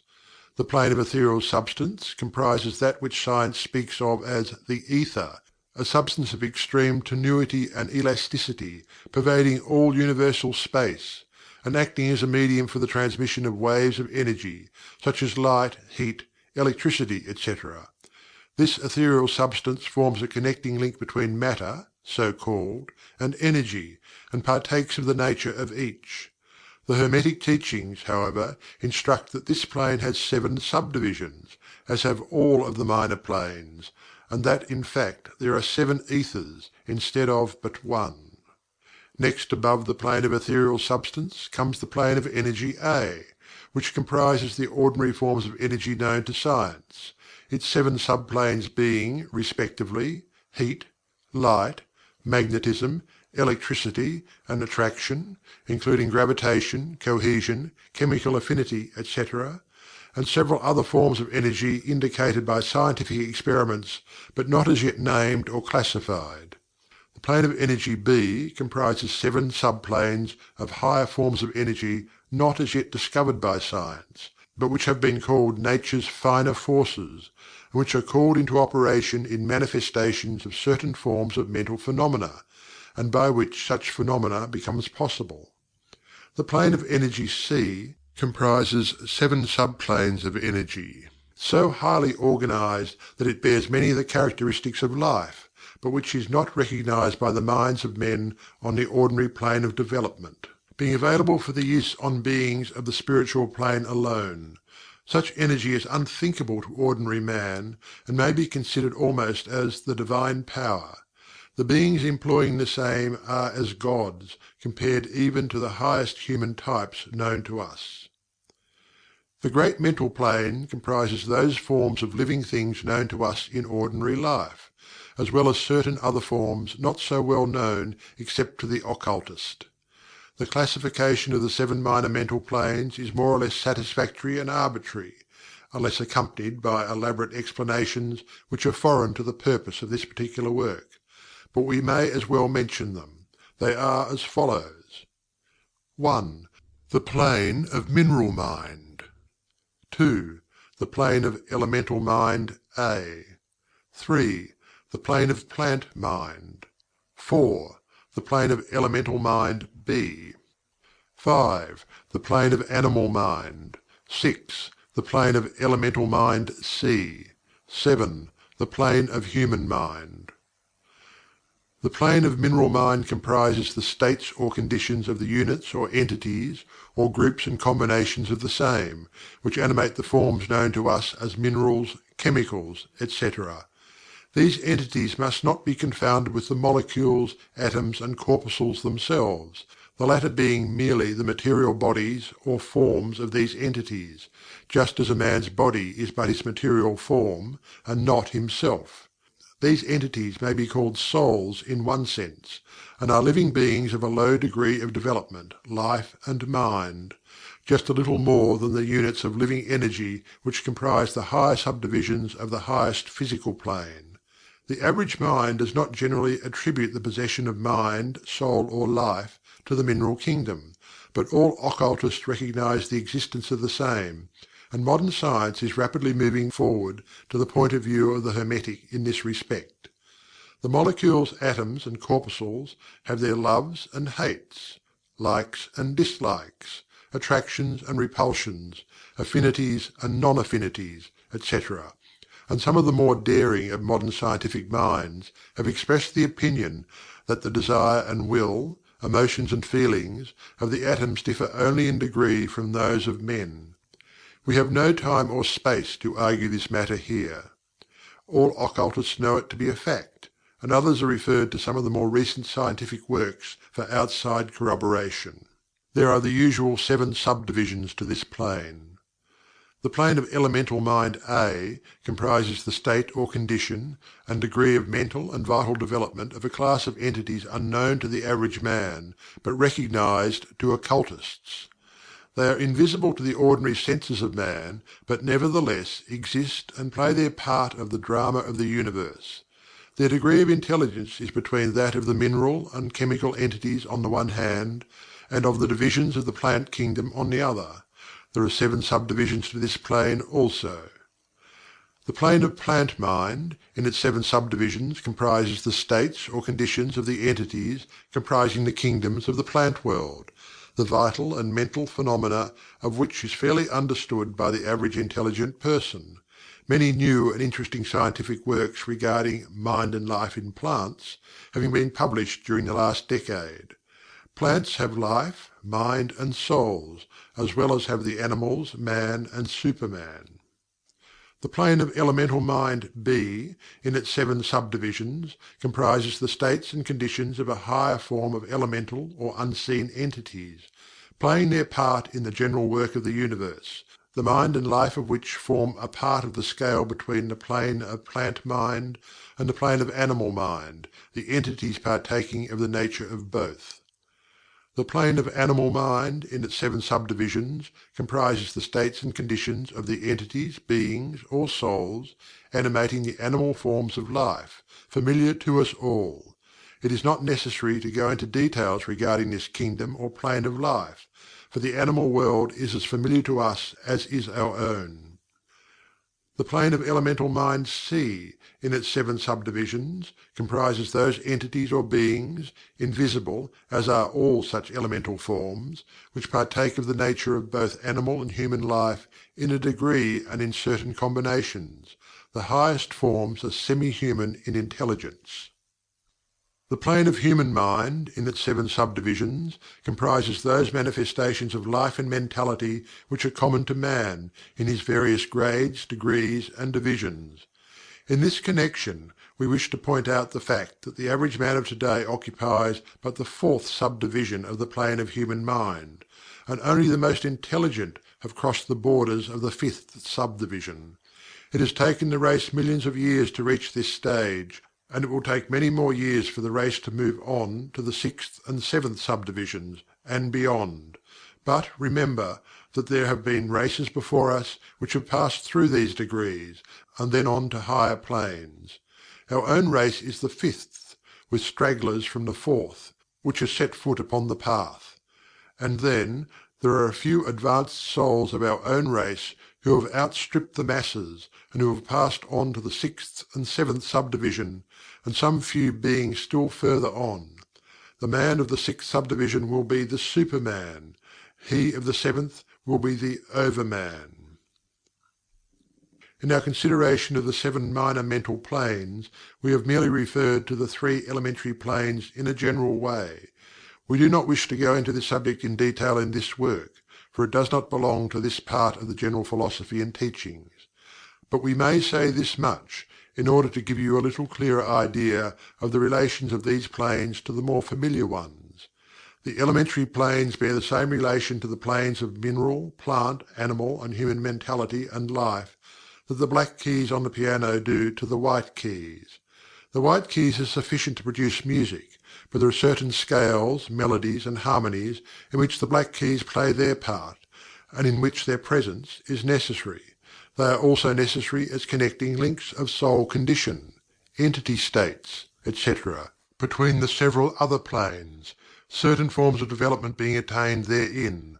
This last fact giving to the reader, who can read between the lines, a new light upon the processes of evolution, and a new key to the secret door of the leaps of life between kingdom and kingdom. The great kingdoms of elementals are fully recognized by all occultists, and the esoteric writings are full of mention of them. The readers of Bulwer's Zanoni and similar tales will recognize the entities inhabiting these planes of life. Passing on from the great mental plane to the great spiritual plane, what shall we say? How can we explain these higher states of being, life, and mind, to minds as yet unable to grasp and understand the higher subdivisions of the plane of human mind? The task is impossible. We can speak only in the most general terms. How may light be described to a man born blind? How sugar to a man who has never tasted anything sweet? How harmony to one born deaf? All that we can say is that the 7 minor planes of the great spiritual plane, each minor plane having its 7 subdivisions, comprise beings possessing life, mind, and form as far above that of man of today as the latter is above the earthworm, mineral, or even certain forms of energy or matter. The life of these beings so far transcends ours that we cannot even think of the details of the same. Their minds so far transcend ours that to them we scarcely seem to think, and our mental processes seem almost akin to material processes. The matter of which their forms are composed is of the highest planes of matter, nay, some are even said to be clothed in pure energy. What may be said of such beings? On the 7 minor planes of the great spiritual plane exist beings of whom we may speak as angels, archangels, demigods. On the lower minor planes dwell those great souls whom we call masters and adepts. Above them come the great hierarchies of the angelic posts, unthinkable to man. And above those come those who may without irreverence be called the gods. So high in the scale of being are they, their being, intelligence, and power being akin to those attributed by the races of men to their conceptions of deity. These beings are beyond even the highest flights of the human imagination, the word divine being the only one applicable to them. Many of these beings, as well as the angelic host, take the greatest interest in the affairs of the universe and play an important part in its affairs. These unseen divinities and angelic helpers extend their influence freely and powerfully in the process of evolution and cosmic progress. Their occasional intervention and assistance in human affairs have led to the many legends, beliefs, religions, and traditions of the race, past and present. They have superimposed their knowledge and power upon the world again and again, all under the law of the All, of course. But yet, even the highest of these advanced beings exist merely as creations of and in the mind of the All, and are subject to the cosmic processes and universal laws. They are still mortal. We may call them gods if we like, but still they are but the elder brethren of the race, the advanced souls who have outstripped their brethren, and who have foregone the ecstasy of absorption by the All, in order to help the race on its upward journey along the path. But they belong to the universe and are subject to its conditions. They are mortal, and their plane is below that of absolute spirit. Only the most advanced Hermetists are able to grasp the inner teachings regarding the state of existence and the powers manifested on the spiritual planes.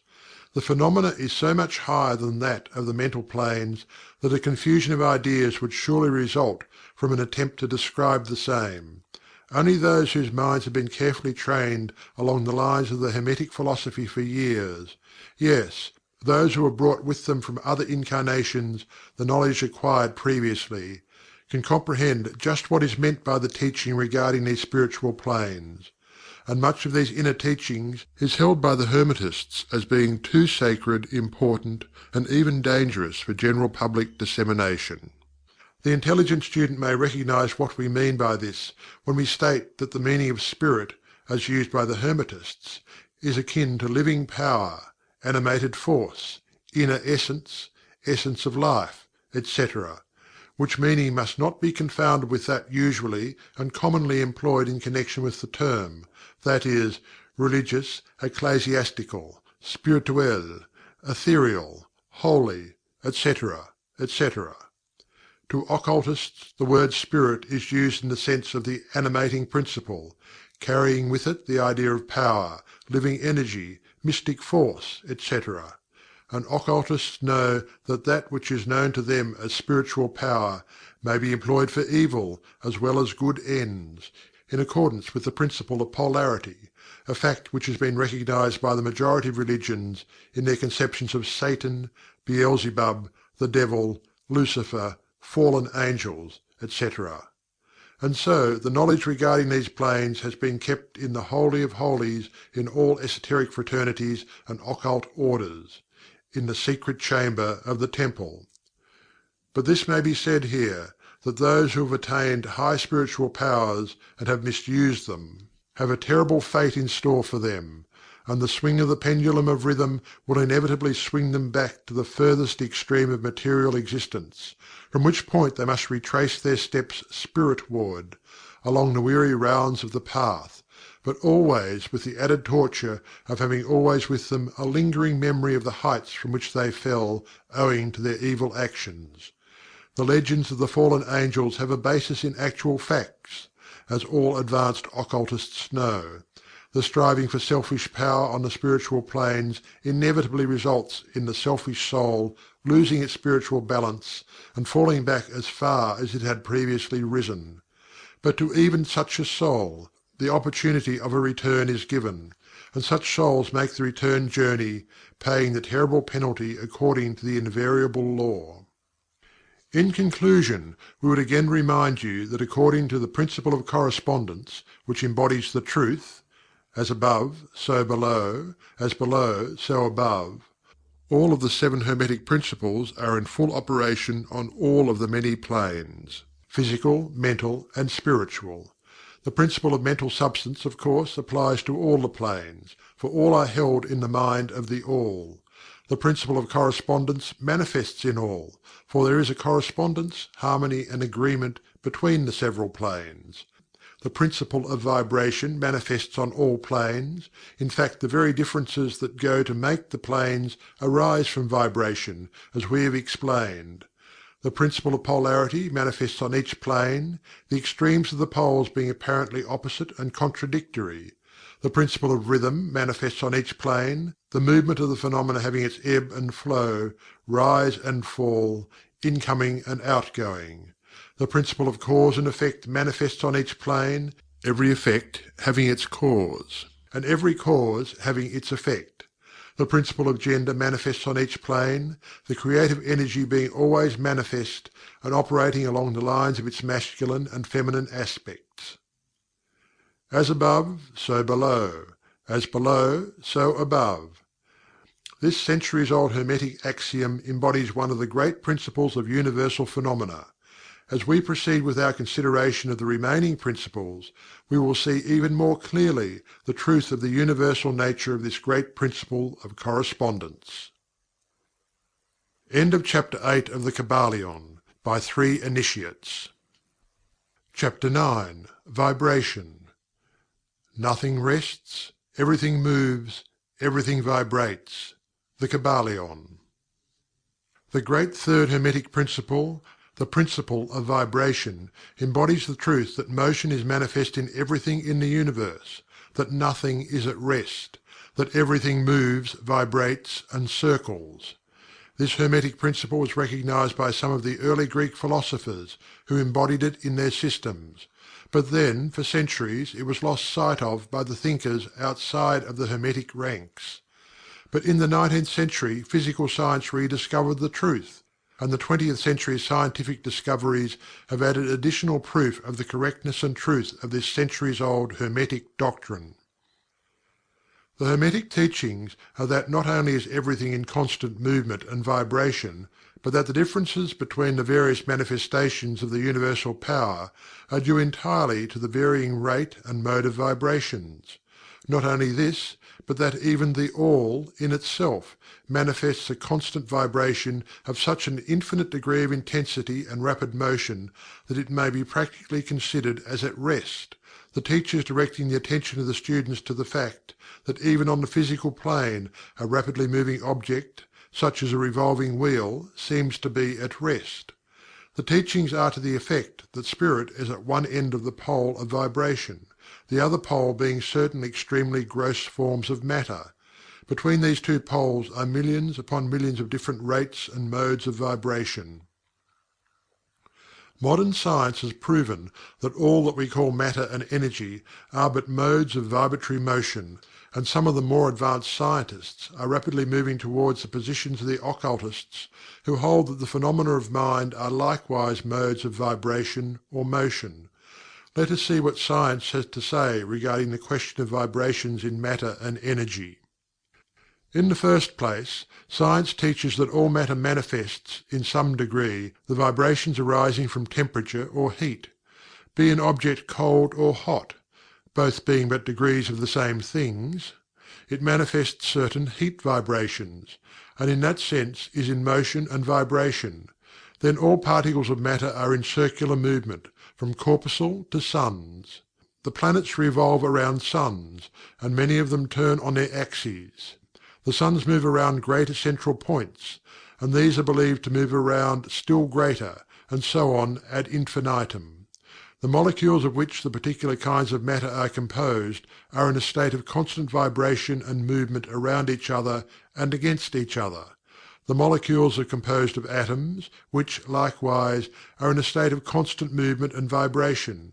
The atoms are composed of corpuscles, sometimes called electrons, ions, etc., which also are in a state of rapid motion, revolving around each other, and which manifest a very rapid state and mode of vibration. And so we see that all forms of matter manifest vibration, in accordance with the Hermetic principle of vibration. And so it is with the various forms of energy.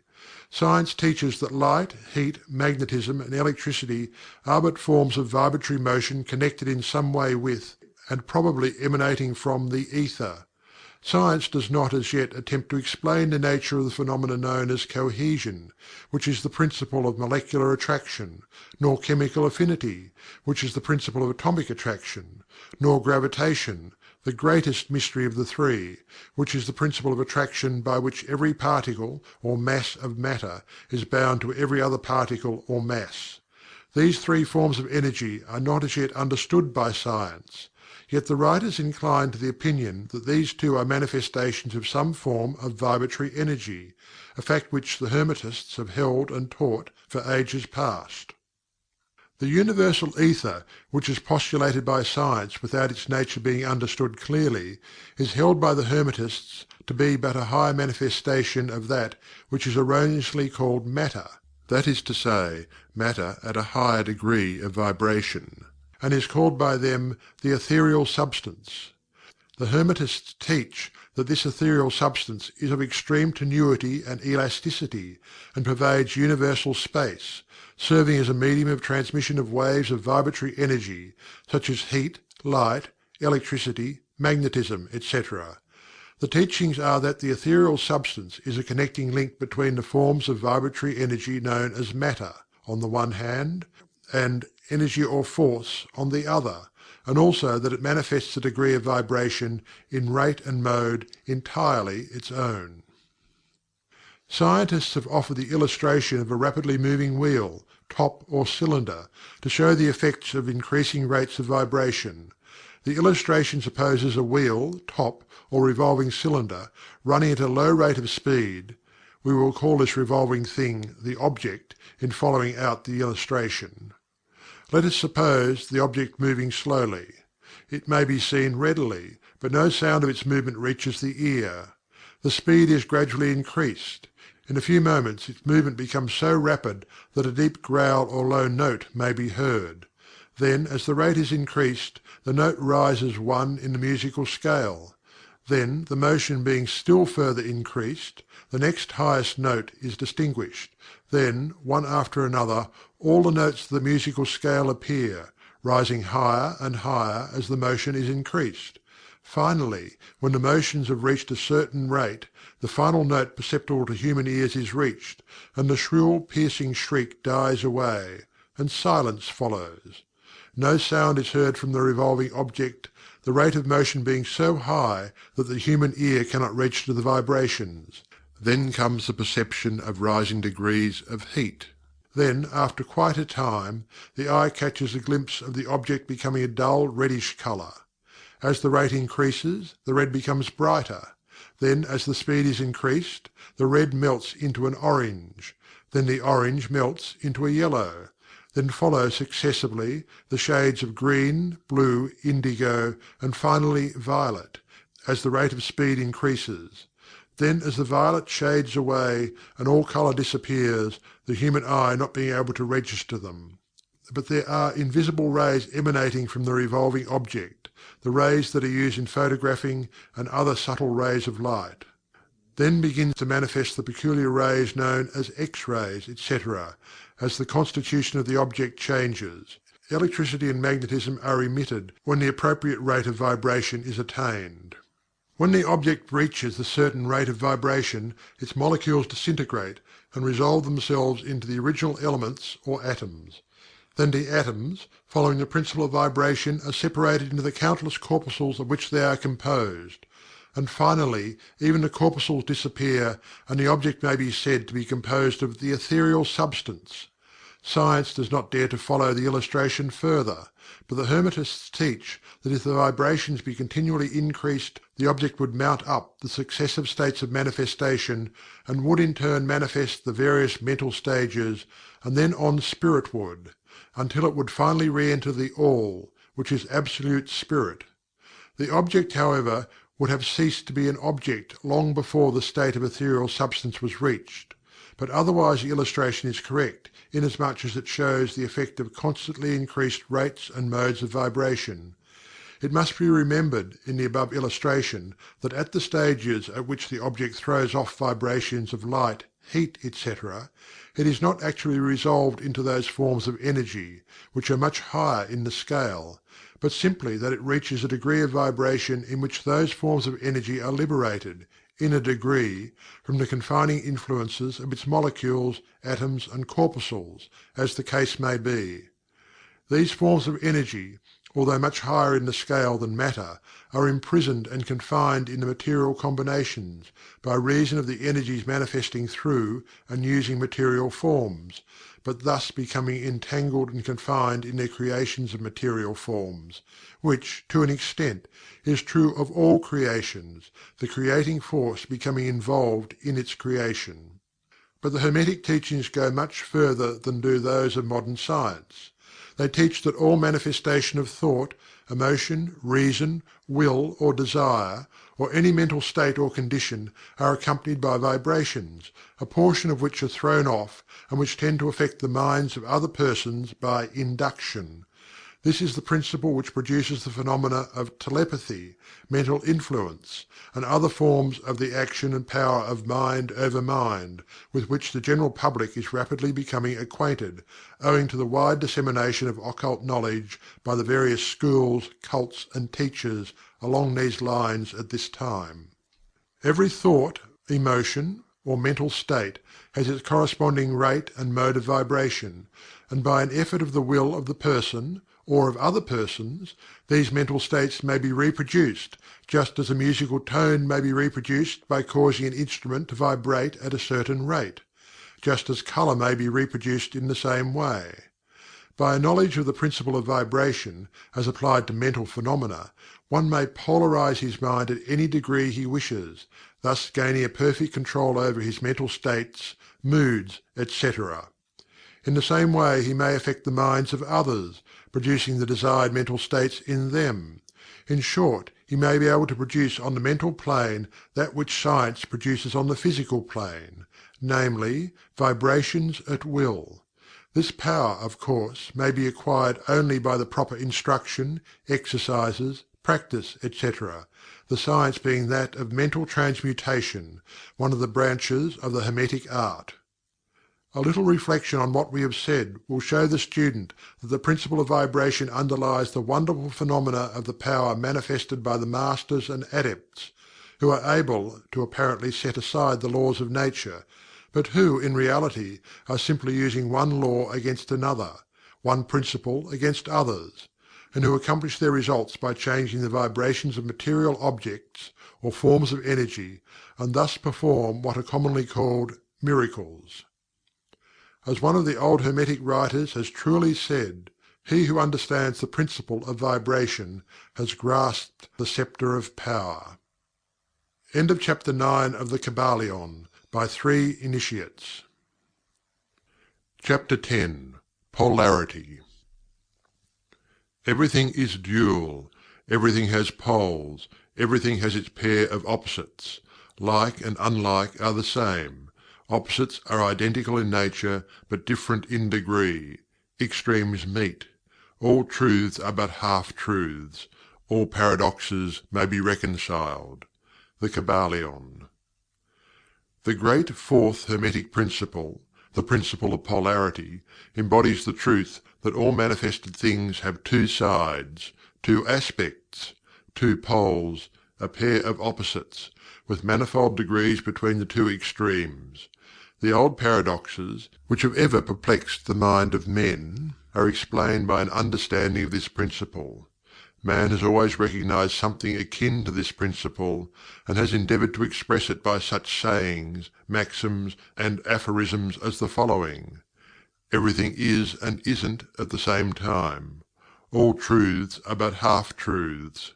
Every truth is half false. There are two sides to everything. There is a reverse side to every shield, etc., etc.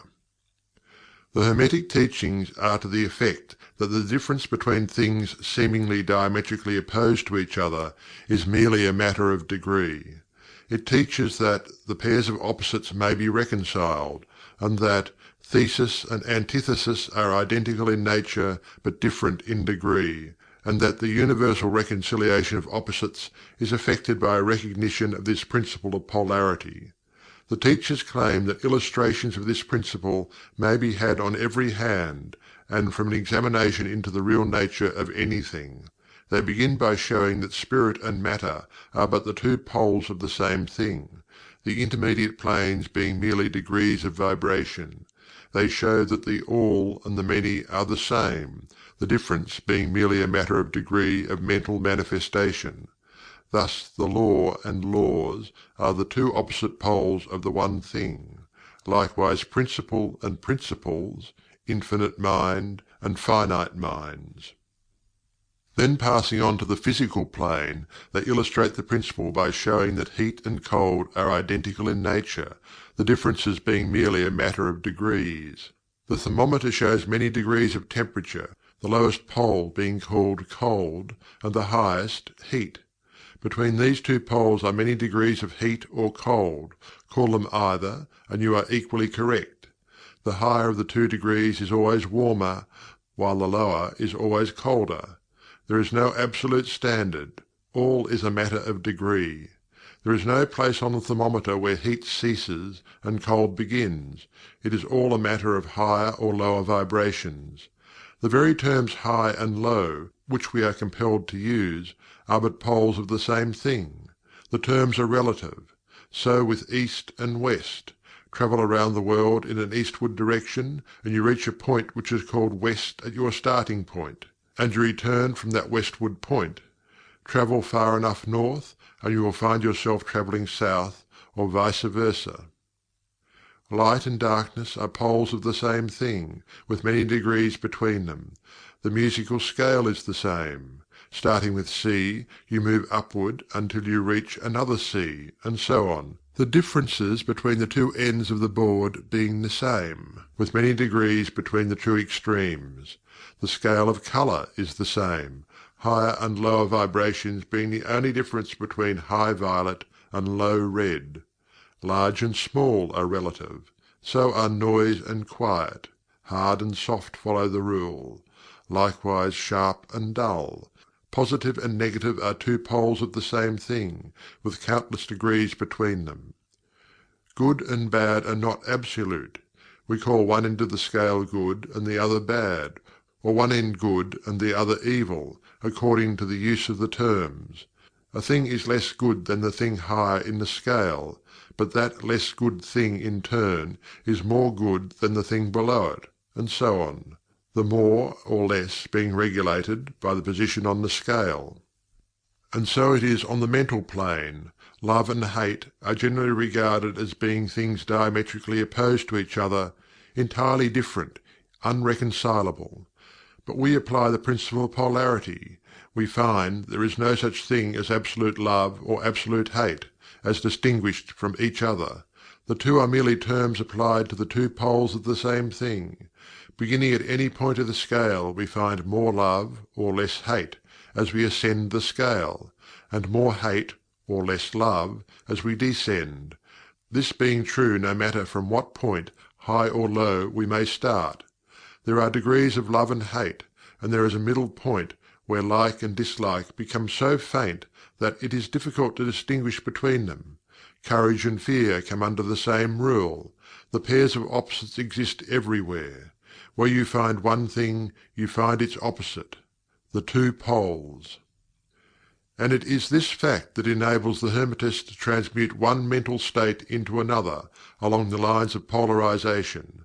Things belonging to different classes cannot be transmuted into each other, but things of the same class may be changed, that is, may have their polarity changed.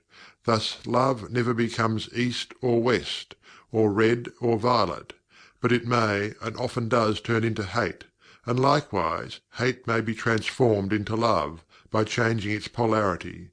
Courage may be transmuted into fear, and the reverse. Hard things may be rendered soft, dull things become sharp, hot things become cold, and so on, the transmutation always being between things of the same kind of different degrees. Take the case of a fearful man. By raising his mental vibrations along the line of fear-courage, he can be filled with the highest degree of courage and fearlessness. And likewise, the slothful man may change himself into an active, energetic individual, simply by polarizing along the lines of the desired quality. The student who is familiar with the processes by which the various schools of mental science, etc., produce changes in the mental states of those following their teachings, may not readily understand the principle underlying many of these changes. When, however, the principle of polarity is once grasped, and it is seen that the mental changes are occasioned by a change of polarity, a sliding along the same scale, the matter is more readily understood. The change is not in the nature of a transmutation of one thing into another thing entirely different, but is merely a change of degree in the same things, a vastly important difference. For instance, borrowing an analogy from the physical plane, it is impossible to change heat into sharpness, loudness, highness, etc., but heat may be readily transmuted into cold, simply by lowering the vibrations. In the same way hate and love are mutually transmutable, so are fear and courage. But fear cannot be transformed into love, nor can courage be transmuted into hate. The mental states belong to innumerable classes, each class of which has its opposite poles, along which transmutation is possible. The student will readily recognize that in the mental states, as well as the phenomena of the physical plane, the two poles may be classified as positive and negative respectively. Thus love is positive to hate, courage to fear, activity to non-activity, etc., etc. And it will also be noticed that even to those unfamiliar with the principle of vibration, the positive pole seems to be of a higher degree than the negative, and readily dominates it. The tendency of nature is in the direction of the dominant activity of the positive pole. In addition to the changing of the poles of one's own mental state by the operation of the art of polarization, the phenomena of mental influence, in its manifold phases, shows us that the principle may be extended so as to embrace the phenomena of the influence of one mind over that of another, of which so much has been written and taught of late years. When it is understood that mental induction is possible, that is, that mental states may be produced by induction from others, then we can readily see how a certain rate of vibration, or polarization of a certain mental state, may be communicated to another person, and his polarity in that class of mental states thus changed. It is along this principle that results of many of the mental treatments are obtained. For instance, a person is blue, melancholy, full of fear. A mental scientist, bringing his own mind up to the desired vibration by his trained will, and thus obtaining the desired polarization in his own case, then produces a similar mental state in the other by induction, the result being that the vibrations are raised, and the person polarizes towards the positive end of the scale instead of toward the negative, and his fear and other negative emotions are transmuted to courage and similar positive mental states. A little study will show you that these mental changes are nearly all along the line of polarization, the change being one of degree rather than of kind. A knowledge of the existence of this great Hermetic principle will enable the student to better understand his own mental states and those of other people. He will see that these states are all matters of degree, and seeing thus, he will be able to raise or lower the vibration at will, to change his mental poles, and thus be master of his mental states, instead of being their servant and slave. And by his knowledge he will be able to aid his fellows intelligently, and by the appropriate methods change the polarity when the same is desirable. We advise all students to familiarize themselves with this principle of polarity, for a correct understanding of the same will throw light on many difficult subjects. End of Chapter 10 of the Kybalion, by 3 Initiates. Chapter 11. Rhythm. Everything flows out and in, everything has its tides, all things rise and fall. The pendulum swing manifests in everything. The measure of the swing to the right is the measure of the swing to the left. Rhythm compensates. The Kybalion. The great fifth Hermetic principle, the principle of rhythm, embodies the truth that in everything there is manifested a measured motion, a to and from movement, a flow and inflow, a swing forward and backward, a pendulum-like movement, a tide-like ebb and flow, a high tide and a low tide, between the two poles manifest on the physical, mental, or spiritual planes. The principle of rhythm is closely connected with the principle of polarity described in the previous chapter. Rhythm manifests between the two poles established by the principle of polarity. This does not mean, however, that the pendulum of rhythm swings to the extreme poles, for this rarely happens. In fact, it is difficult to establish the extreme polar opposites in the majority of cases, but the swing is ever toward first one pole and then the other. There is always an action and reaction, an advance and a retreat, a rising and a sinking, manifested in all of the airs and phenomena of the universe. suns, worlds, men, animals, plants, minerals, forces, energy, mind and matter, yes, even spirit, manifests this principle. The principle manifests in the creation and destruction of worlds, in the rise and fall of nations, in the life history of all things, and finally in the mental states of man. Beginning with the manifestations of spirit, of the All, it will be noticed that there is ever the outpouring and the indrawing, the outbreathing and inbreathing of Brahm, as the Brahmins word it. Universes are created, reach their extreme low point of materiality, and then begin their upward swing. Suns spring into being, and then their height of power being reached, the process of retrogression begins, and after eons they become dead masses of matter, awaiting another impulse which starts again their inner energies into activity, and a new solar life cycle is begun. And thus it is with all the worlds. They are born, grow and die, only to be reborn.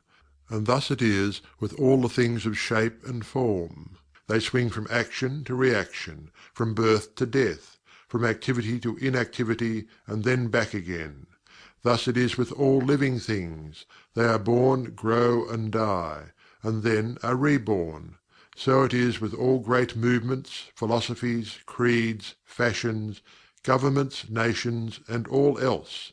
Birth, growth, maturity, decadence, death, and then new birth. The swing of the pendulum is ever in evidence. Night follows day, and day night. The pendulum swings from summer to winter, and then back again. The corpuscles, atoms, molecules, and all masses of matter swing around the circle of their nature. There is no such thing as absolute rest, or cessation from movement, and all movement partakes of rhythm. The principle is of universal application. It may be applied to any question or phenomena of any of the many planes of life. It may be applied to all phases of human activity. There is always the rhythmic swing from one pole to the other. The universal pendulum is ever in motion. The tides of life flow in and out, according to law. The principle of rhythm is well understood by modern science, and is considered a universal law as applied to material things. But the Hermetists carry the principle much further, and know that its manifestations and influence extend to the mental activities of man, and that it accounts for the bewildering succession of moods, feelings, and other annoying and perplexing changes that we notice in ourselves. But the Hermetists, by studying the operations of this principle, have learnt to escape some of its activities by transmutation.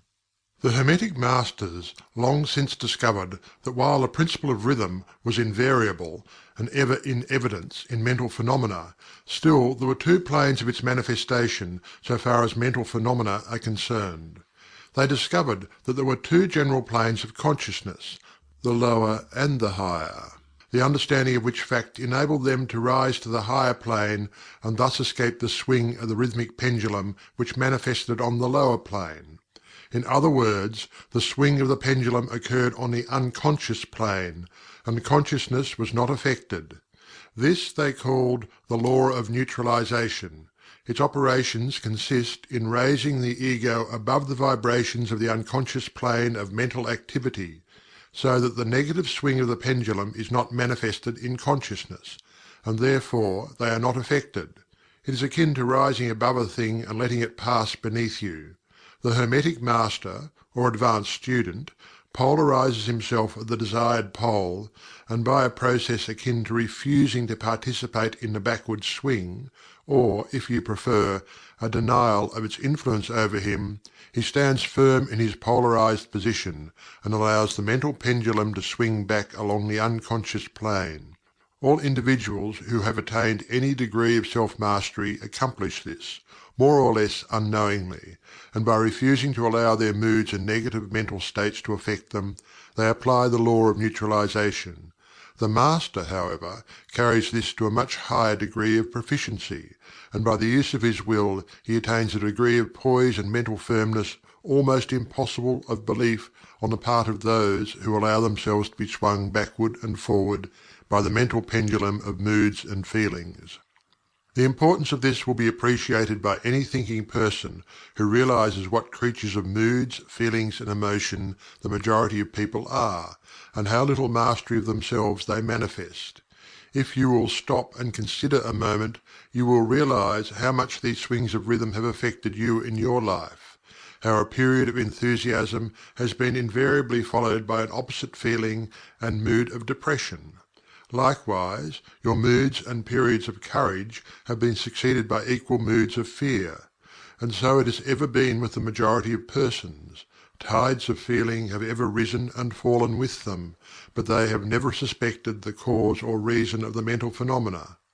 An understanding of the workings of this principle will give one the key to the mastery of these rhythmic swings of feeling, and will enable him to know himself better, and to avoid being carried away by these inflows and outflows. The will is superior to the conscious manifestation of this principle, although the principle itself can never be destroyed. We may escape its effects, but the principle operates nevertheless. The pendulum ever swings, although we may escape being carried along with it. There are other features of the operation of this principle of rhythm, of which we wish to speak at this point. There comes into its operations that which is known as the law of compensation. One of the definitions or meanings of the word compensate is to counterbalance, which is the sense in which the Hermetists use the term. It is this law of compensation to which the Kybalion refers when it says, "The measure of the swing to the right is the measure of the swing to the left. Rhythm compensates." The law of compensation is that the swing in one direction determines the swing in the opposite direction, or to the opposite pole. The one balances or counterbalances the other. On the physical plane we see many examples of this law. The pendulum of the clock swings a certain distance to the right, and then an equal distance to the left. The seasons balance each other in the same way. The tides follow the same law. And the same law is manifested in all the phenomena of rhythm. The pendulum, with a short swing in one direction, has but a short swing in the other, while the long swing to the right invariably means the long swing to the left. An object hurled upwards to a certain height has an equal distance to traverse on its return. The force with which a projectile is sent upwards a mile is reproduced when the projectile returns to the earth on its return journey. The law is constant on the physical plane, as reference to the standard authorities will show you. But the Hermetists carry it still further. They teach that a man's mental states are subject to the same law. The man who enjoys keenly is subject to keen suffering, while he who feels but little pain is capable of feeling but little joy. The pig suffers but little mentally, and enjoys but little. He is compensated. And on the other hand, there are other animals who enjoy keenly, but whose nervous organism and temperament cause them to suffer exquisite degrees of pain. And so it is with man. There are temperaments which permit of but low degrees of enjoyment, and equally low degrees of suffering, while there are others which permit the most intense enjoyment, but also the most intense suffering. The rule is that the capacity for pain and pleasure in each individual are balanced. The law of compensation is in full operation here. But the Hermetists go still further in this matter.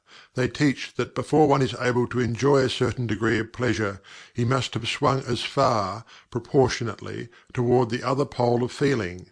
They hold, however, that the negative is precedent to the positive in this matter, that is to say, that in experiencing a certain degree of pleasure, it does not follow that he will have to pay up for it with a corresponding degree of pain. On the contrary, the pleasure is the rhythmic swing according to the law of compensation, for a degree of pain previously experienced either in the present life or in a previous incarnation. This throws a new light on the problem of pain. The Hermetists regard the chain of lives as continuous, and as forming a part of one life of the individual, so that in consequence the rhythmic swing is understood in this way, while it would be without meaning unless the truth of reincarnation is admitted. But the Hermetists claim that the master or advanced student is able, to a great degree, to escape the swing toward pain by the process of neutralization before mentioned. By rising on to the higher plane of the ego, much of the experience that comes to those dwelling on the lower plane is avoided and escaped. The law of compensation plays an important part in the lives of men and women. It will be noticed that one generally pays the price of anything he possesses or lacks. If he has one thing, he lacks another. The balance is struck. No one can keep his penny and have the bit of cake at the same time. Everything has its pleasant and unpleasant sides. The things that one gains are always paid for by the things that one loses. The rich possess much that the poor lack, while the poor often possess things that are beyond the reach of the rich. The millionaire may have the inclination towards feasting, and the wealth wherewith to secure all the dainties and luxuries of the table, while he lacks the appetite to enjoy the same. He envies the appetite and digestion of the labourer, who lacks the wealth and inclinations of the millionaire, and who gets more pleasure from his plain food than the millionaire could obtain even if his appetite were not jaded, nor his digestion ruined, for the wants, habits, and inclinations differ. And so it is through life. The law of compensation is ever in operation, striving to balance and counterbalance, and always succeeding in time, even though several lives may be required for the return swing of the pendulum of rhythm. End of Chapter 11 of the Kybalion by 3 Initiates. Chapter 12. Causation. Every cause has its effect. Every effect has its cause. Everything happens according to law. Chance is but a name for law not recognized. There are many planes of causation, but nothing escapes the law. The Kybalion. The great sixth Hermetic principle, the principle of cause and effect, embodies the truth that law pervades the universe, that nothing happens by chance, that chance is merely a term indicating cause existing but not recognized or perceived, that phenomena is continuous, without break or exception. The principle of cause and effect underlies all scientific thought, ancient and modern, and was enunciated by the Hermetic teachers in the earliest days. While many and varied disputes between the many schools of thought have since arisen, these disputes have been principally upon the details of the operation of the principle, and still more often upon the meaning of certain words. The underlying principle of cause and effect has been accepted as correct by practically all the thinkers of the world worthy of the name. To think otherwise would be to take the phenomena of the universe from the domain of law and order, and to relegate it to the control of the imaginary something which men have called chance. A little consideration will show anyone that there is in reality no such thing as pure chance. Webster defines the word chance as follows: a supposed agent or mode of activity other than a force, law, or purpose, the operation or activity of such agent, the supposed effect of such an agent, a happening, fortuity, casualty, etc. But a little consideration will show you that there can be no such agent as chance, in the sense of something outside of law, something outside of cause and effect. How could there be a something acting in the phenomenal universe independent of the laws, order, and continuity of the latter?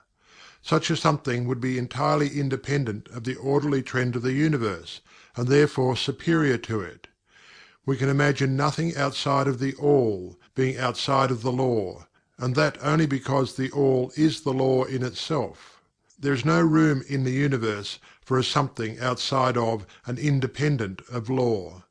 The existence of such a something would render all natural laws ineffective, and would plunge the universe into chaotic disorder and lawlessness.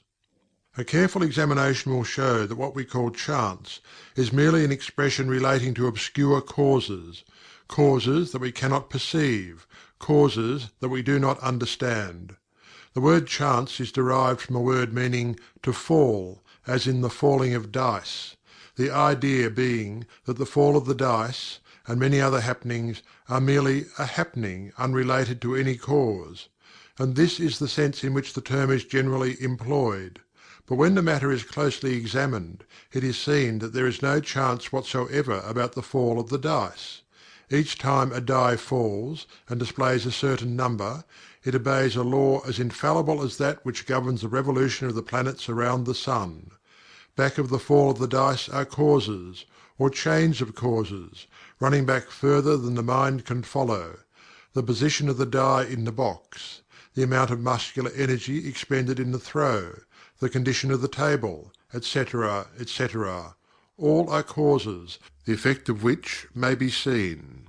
But back of these seen causes there are chains of unseen preceding causes, all of which had a bearing upon the number of the die which fell uppermost.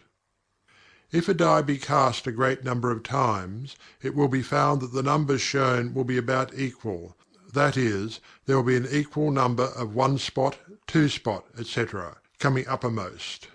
Toss a penny in the air, and it may come down either heads or tails, but make a sufficient number of tosses, and the heads and tails will about even up. This is the operation of the law of average, but both the average and the single toss come under the law of cause and effect, and if we were able to examine into the preceding causes, it would be clearly seen that it was simply impossible for the die to fall other than it did, under the same circumstances and at the same time. Given the same causes, the same results will follow. There is always a cause and a because to every event. Nothing ever happens without a cause, or rather a chain of causes.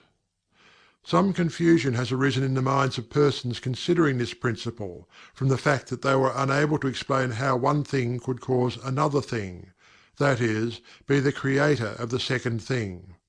As a matter of fact, no thing ever causes or creates another thing.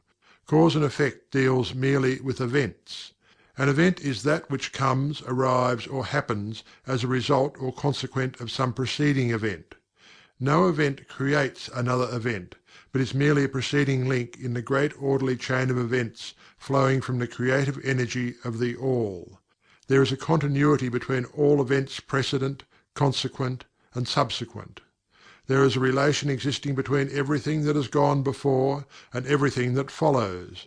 A stone is dislodged from a mountainside and crashes through a roof of a cottage in the valley below.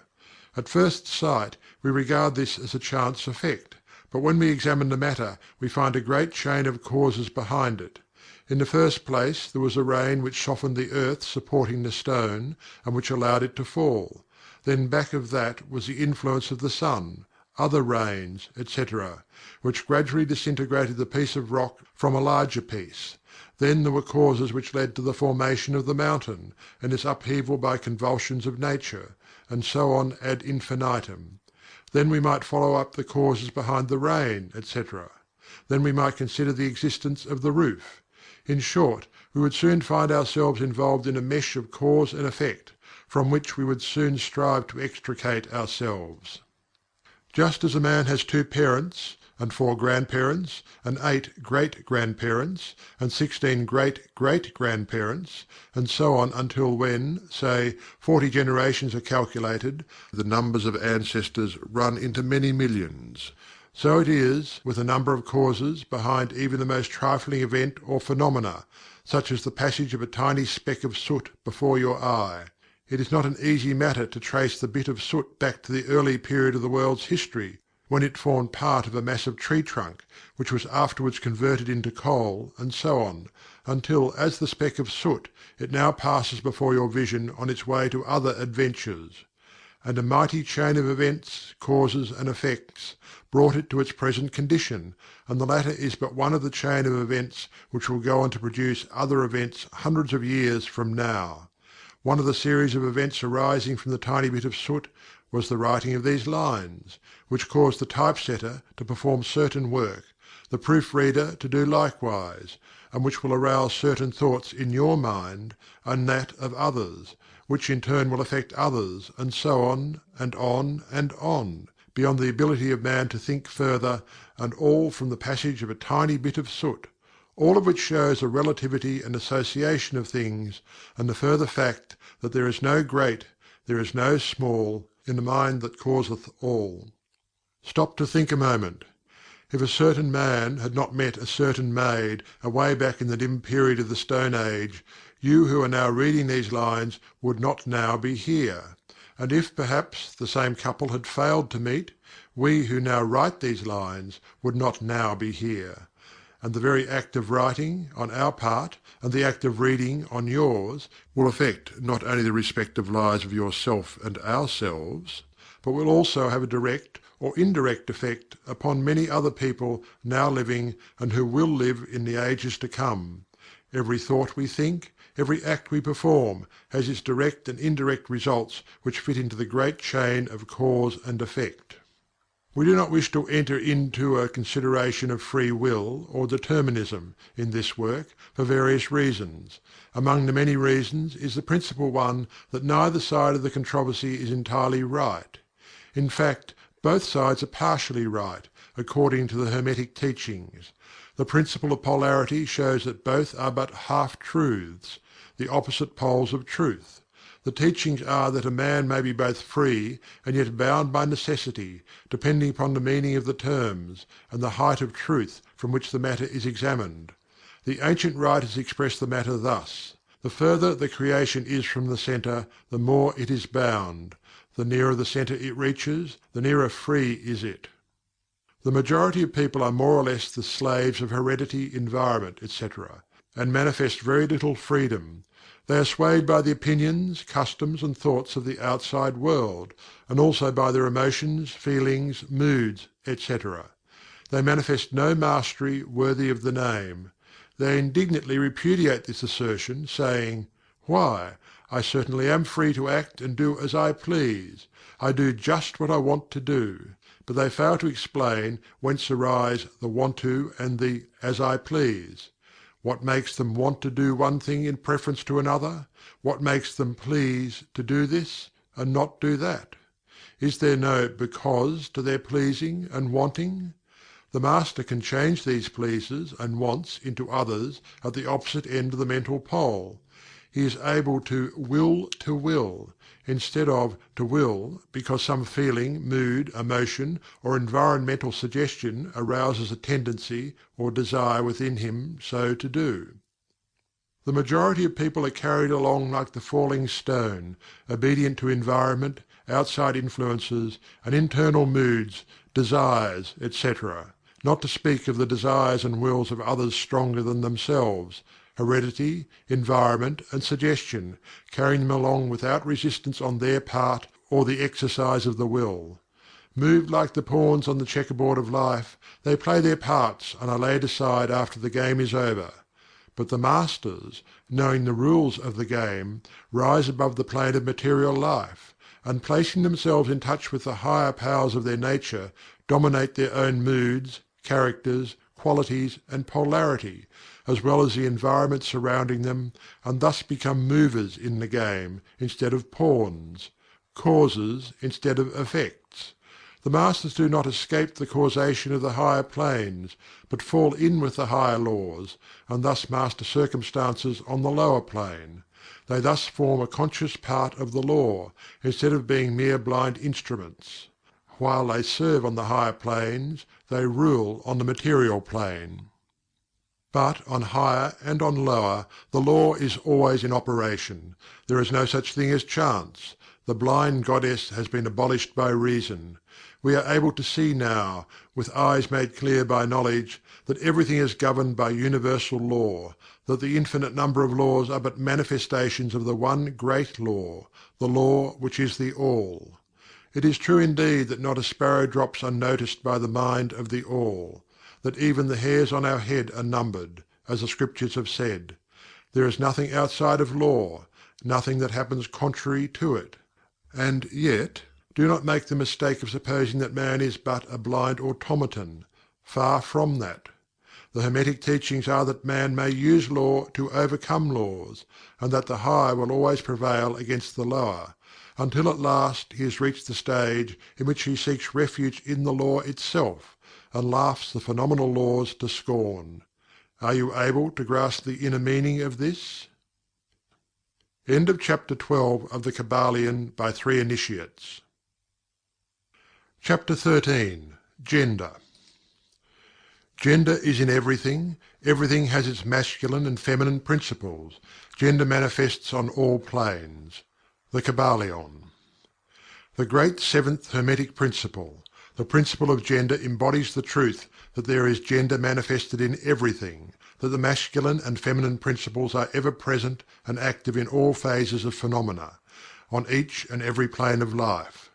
At this point we think it well to call your attention to the fact that gender, in its Hermetic sense, and sex, in the ordinarily accepted use of the term, are not the same. The word gender is derived from the Latin root meaning to beget, to procreate, to generate, to create, to produce.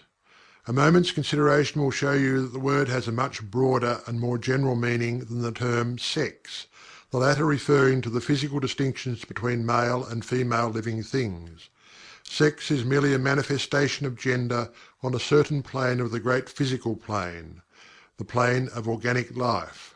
We wish to impress this distinction upon your minds for the reason that certain writers, who have acquired a smattering of the Hermetic philosophy, have sought to identify this seventh Hermetic principle with wild and fanciful and often reprehensible theories and teachings regarding sex. The office of gender is solely that of creating, producing and generating, etc., and its manifestations are visible on every plane of phenomena. It is somewhat difficult to produce proofs of this along scientific lines, for the reason that science has not as yet recognized this principle as of universal application. But still some proofs are forthcoming from scientific sources. In the first place, we find a distinct manifestation of the principle of gender among the corpuscles, ions, or electrons, which constitute the basis of matter as science now knows the latter, and which, by forming certain combinations, form the atom, which until lately was regarded as final and indivisible. The latest word of science is that the atom is composed of a multitude of corpuscles, electrons, or ions, the various names being applied by different authorities, revolving around each other and vibrating at a high degree and intensity. But the accompanying statement is made that the formation of the atom is really due to the clustering of negative corpuscles around a positive one, the positive corpuscles seeming to exert a certain influence upon the negative corpuscles, causing the latter to assume certain combinations and thus create or generate an atom. This is in line with the most ancient Hermetic teachings, which have always identified the masculine principle of gender with the positive and the feminine with the negative poles of electricity, so called. Now a word at this point regarding this identification. The public mind has formed an entirely erroneous impression regarding the qualities of the so-called negative pole of electrified or magnetized matter. The terms positive and negative are very wrongly applied to this phenomenon by science. The word positive means something real and strong, as compared with the negative unreality or weakness. Nothing is further from the real facts of electrical phenomena.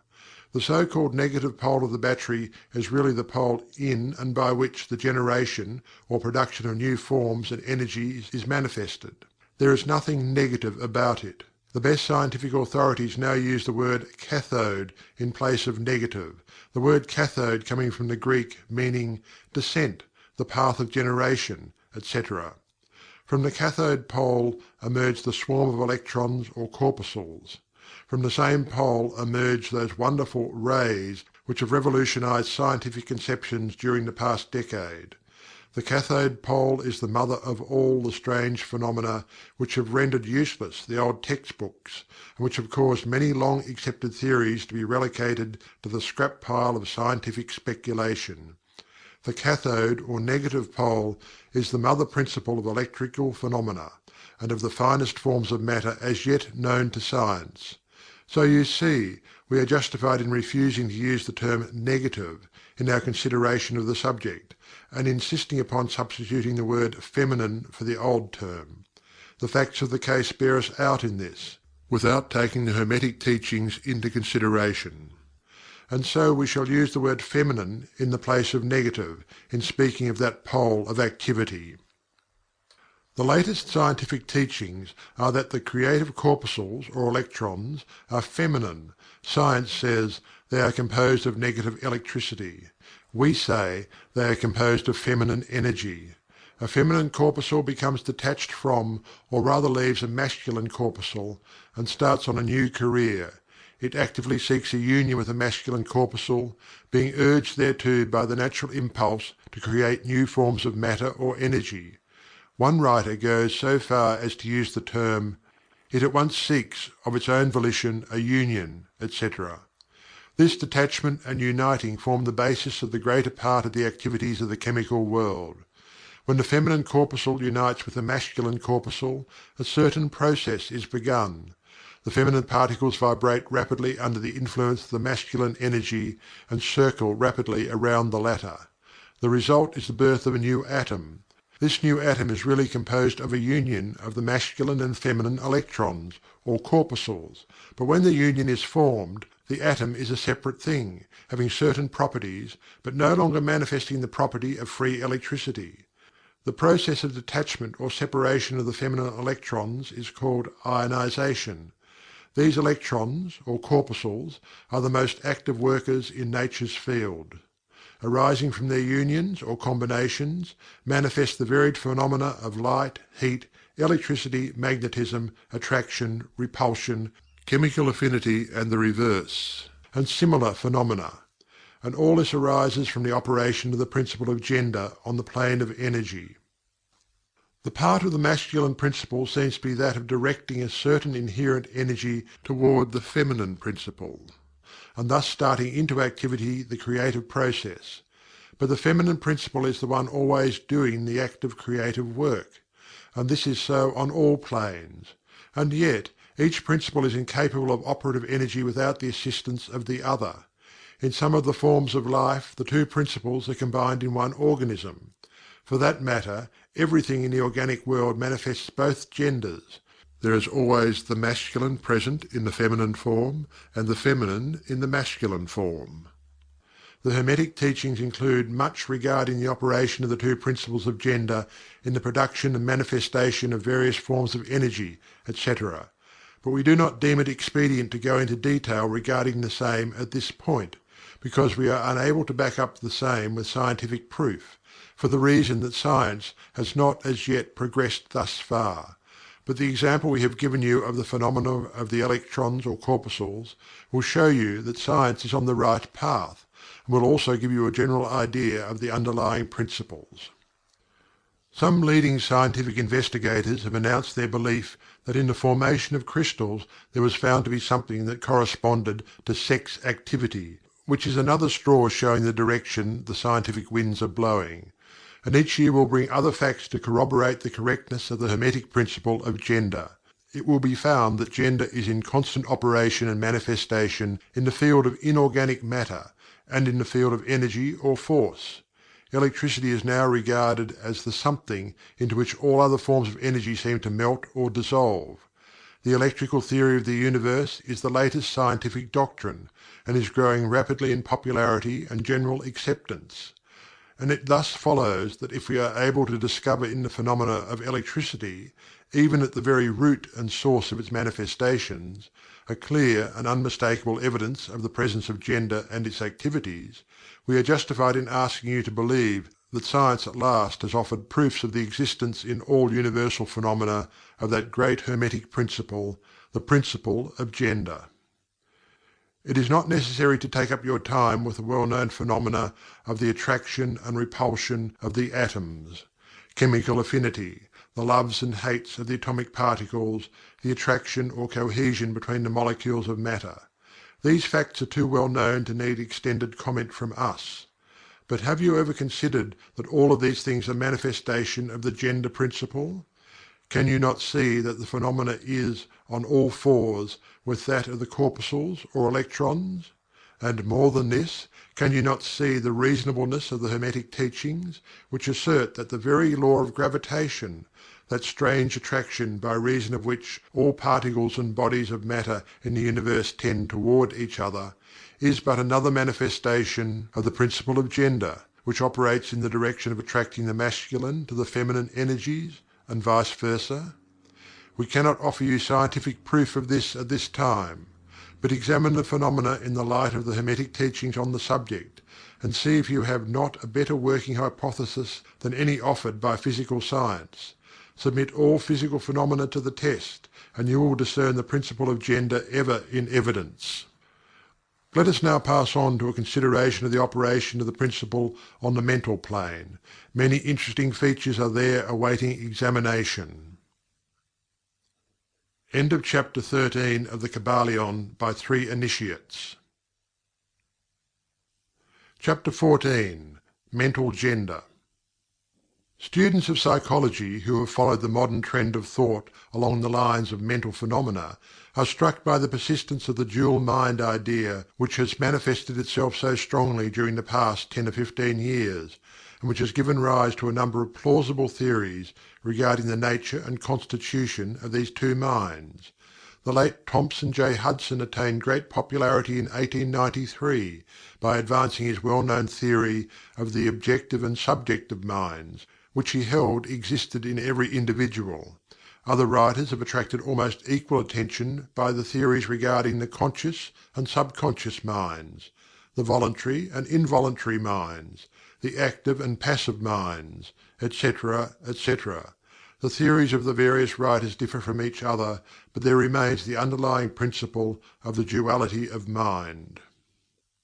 The student of the Hermetic philosophy is tempted to smile when he reads and hears of these many new theories regarding the duality of mind, each school adhering tenaciously to its own pet theories, and each claiming to have discovered the truth.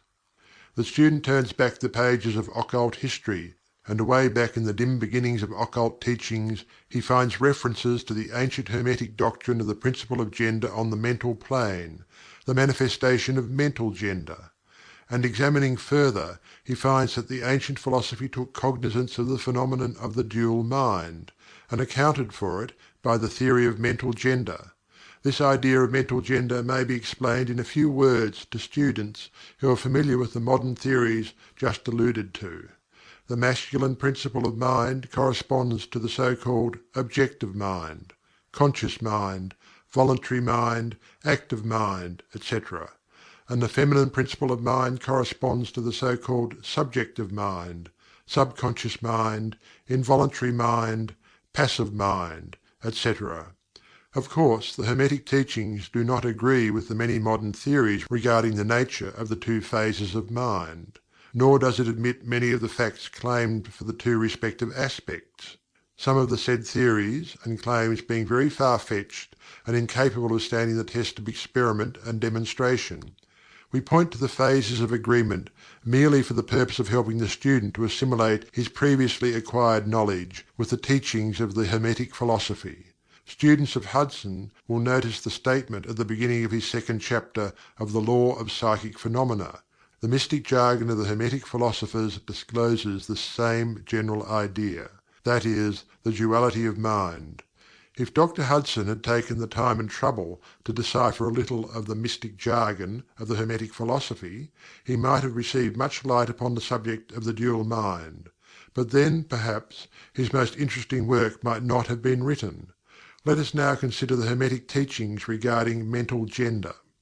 The Hermetic teachers impart their instruction regarding this subject by bidding their students examine the report of their consciousness regarding their self.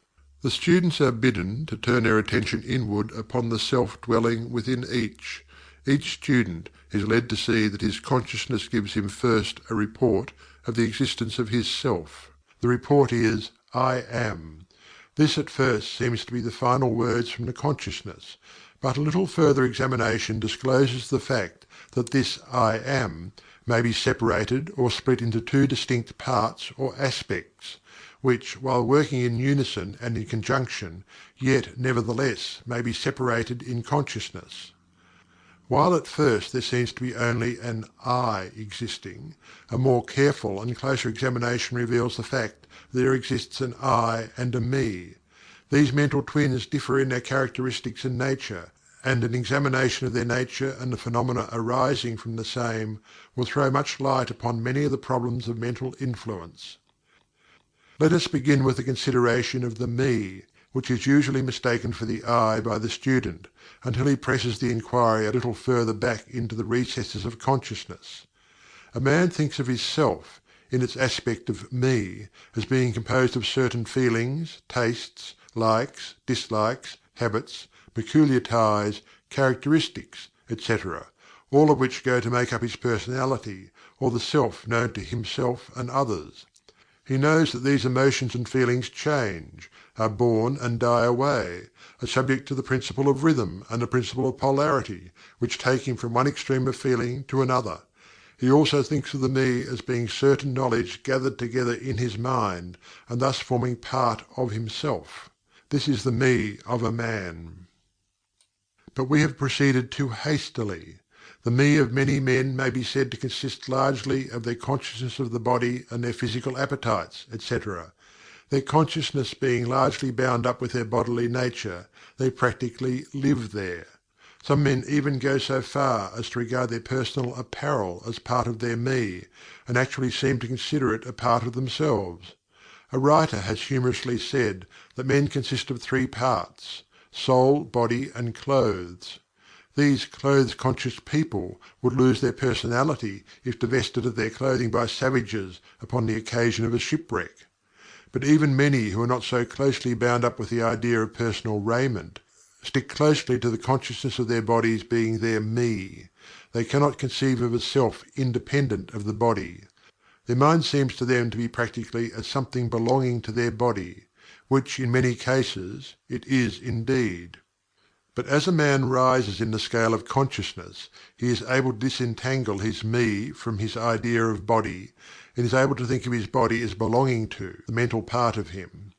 But even then he is very apt to identify the Me entirely with the mental states, feelings, etc., which he feels to exist within him. He is very apt to consider these internal states as identical with himself, instead of their being simply things produced by some part of his mentality and existing within him, of him and in him, but still not himself. He sees that he may change these internal states of feelings by an effort of will, and that he may produce a feeling or state of an exactly opposite nature in the same way, and yet the same Me exists. And so, after a while, he is able to set aside these various mental states, emotions, feelings, habits, qualities, characteristics, and other personal mental belongings. He is able to set them aside in the Not Me collection of curiosities and encumbrances, as well as valuable possessions. This requires much mental concentration and power of mental analysis on the part of the student. But still the task is possible for the advanced student, and even those not so far advanced are able to see, in the imagination, how the process may be performed. After this laying aside process has been performed, the student will find himself in conscious possession of a Self, which may be considered in its I and Me dual aspects. The Me will be felt to be something mental, in which thoughts, ideas, emotions, feelings, and other mental states may be produced. It may be considered as the mental womb, as the ancients styled it, capable of generating mental offspring. It reports to the consciousness as a Me, with latent powers of creation and generation of mental progeny of all sorts and kinds. Its powers of creative energy are felt to be enormous. But still it seems to be conscious that it must receive some form of energy from either its I companion, or else from some other I, ere it is able to bring into being its mental creations. This consciousness brings with it a realization of an enormous capacity for mental work and creative ability. But the student soon finds that this is not all that he finds within his inner consciousness. He finds that there exists a mental something which is able to will that the Me act along certain creative lines, and which is also able to stand aside and witness the mental creation. This part of himself he is taught to call his I. He is able to rest in its consciousness at will.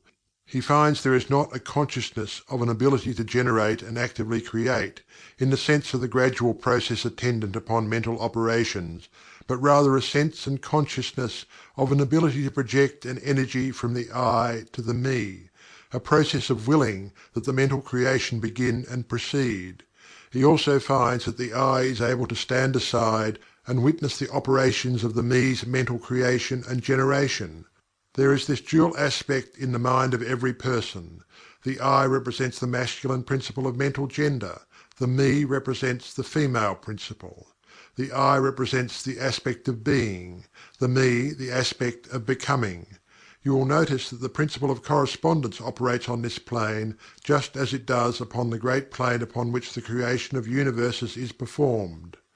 These two are similar in kind, although vastly different in degree.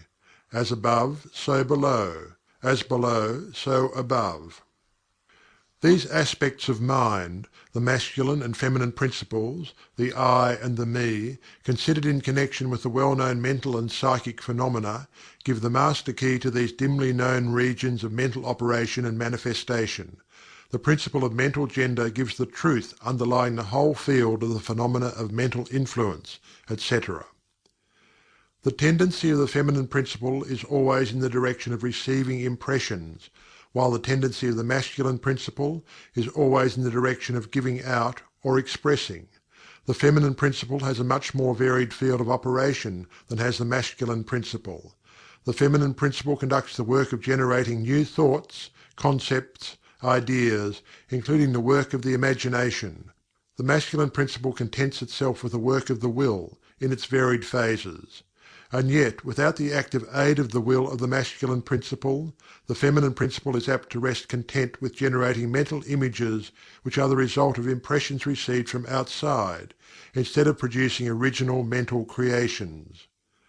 Persons who can give continued attention and thought to a subject actively employ both of the mental principles, the feminine in the work of active mental generation, and the masculine will in stimulating and energizing the creative portion of the mind. The majority of persons really employ the masculine principle but little, and are content to live according to the thoughts and ideas instilled into the Me from the I of other minds. But it is not our purpose to dwell upon this phase of the subject, which may be studied from any good textbook upon psychology, with the key that we have given you regarding mental gender. The student of psychic phenomena is aware of the wonderful phenomena classified under the head of telepathy, thought transference, mental influence, suggestion, hypnotism, etc. Many have sought for an explanation of these varied phases of phenomena under the theories of the various dual mind teachers, and in a measure they are right, for there is clearly a manifestation of two distinct phases of mental activity. But if such students will consider these dual minds in the light of the Hermetic teachings regarding vibrations and mental gender, they will see that the long sought for key is at hand. In the phenomena of telepathy it is seen how the vibratory energy of the masculine principle is projected toward the feminine principle of another person, and the latter takes the seed thought and allows it to develop into maturity. In the same way suggestion and hypnotism operates. The masculine principle of the person giving the suggestions directs a stream of vibratory energy or willpower toward the feminine principle of the other person, and the latter accepting it makes it its own and acts and thinks accordingly. An idea thus lodged in the mind of another person grows and develops, and in time is regarded as the rightful mental offspring of the individual, whereas it is in reality like the cuckoo egg placed in the sparrow's nest, where it destroys the rightful offspring and makes itself at home. The normal method is for the masculine and feminine principles in a person's mind to coordinate and act harmoniously in conjunction with each other. But, unfortunately, the masculine principle in the average person is too lazy to act. The display of willpower is too slight, and the consequence is that such persons are ruled almost entirely by the minds and wills of other persons, whom they allow to do their thinking and willing for them. How few original thoughts or original actions are performed by the average person! Are not the majority of persons mere shadows and echoes of others having stronger wills or minds than themselves? The trouble is that the average person dwells almost altogether in his Me consciousness, and does not realize that he has such a thing as an I. He is polarized in his feminine principle of mind, and the masculine principle, in which is lodged the will, is allowed to remain inactive and is not employed. The strong men and women of the world invariably manifest the masculine principle of will, and their strength depends materially upon this fact. Instead of living upon the impressions made upon their minds by others, they dominate their own minds by their will, obtaining the kind of mental images desired, and moreover dominate the minds of others likewise in the same manner. Look at the strong people, how they manage to implant their seed thoughts in the minds of the masses of the people, thus causing the latter to think thoughts in accordance with the desires and wills of the strong individuals. This is why the masses of people are such sheep-like creatures, never originating an idea of their own, nor using their own powers of mental activity. The manifestation of mental gender may be noticed all around us in everyday life. The magnetic persons are those who are able to use the masculine principle in the way of impressing their ideas upon others. The actor who makes people weep or cry as he wills is employing this principle, and so is the successful orator, statesman, preacher, writer, or other people who are before the public attention. The peculiar influence exerted by some people over others is due to the manifestation of mental gender along the vibratorial lines above indicated. In this principle lies the secret of personal magnetism, personal influence, fascination, etc., as well as the phenomena generally grouped under the name of hypnotism. The student who has familiarized himself with the phenomena generally spoken of as psychic will have discovered the important part played in the said phenomena by that force which science has styled suggestion, by which term is meant the process or method whereby an idea is transferred to or impressed upon the mind of another, causing the second mind to act in accordance therewith. A correct understanding of suggestion is necessary in order to intelligently comprehend the varied psychic phenomena which suggestion underlies. But still more is a knowledge of vibration and mental gender necessary for the student of suggestion, for the whole principle of suggestion depends upon the principle of mental gender and vibration. It is customary for the writers and teachers of suggestion to explain that it is the objective or voluntary mind which makes the mental impression, or suggestion, upon the subjective or involuntary mind. But they do not describe the process, or give us any analogy in nature whereby we may more readily comprehend the idea.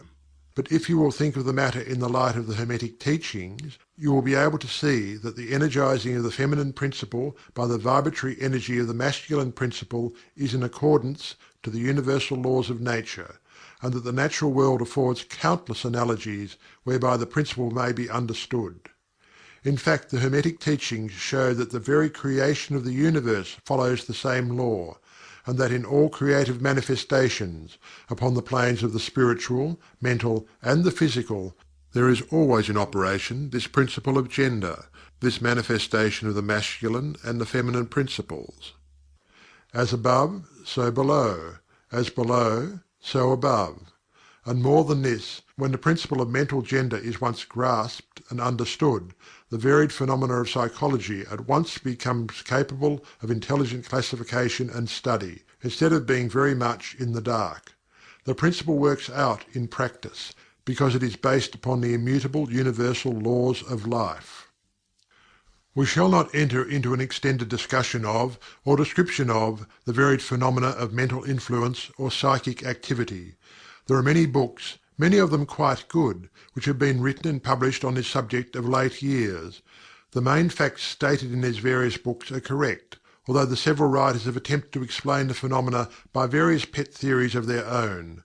The student may acquaint himself with these matters, and by using the theory of mental gender, be able to bring order out of the chaos of conflicting theory and teachings, and may, moreover, readily make himself a master of the subject, if he be so inclined.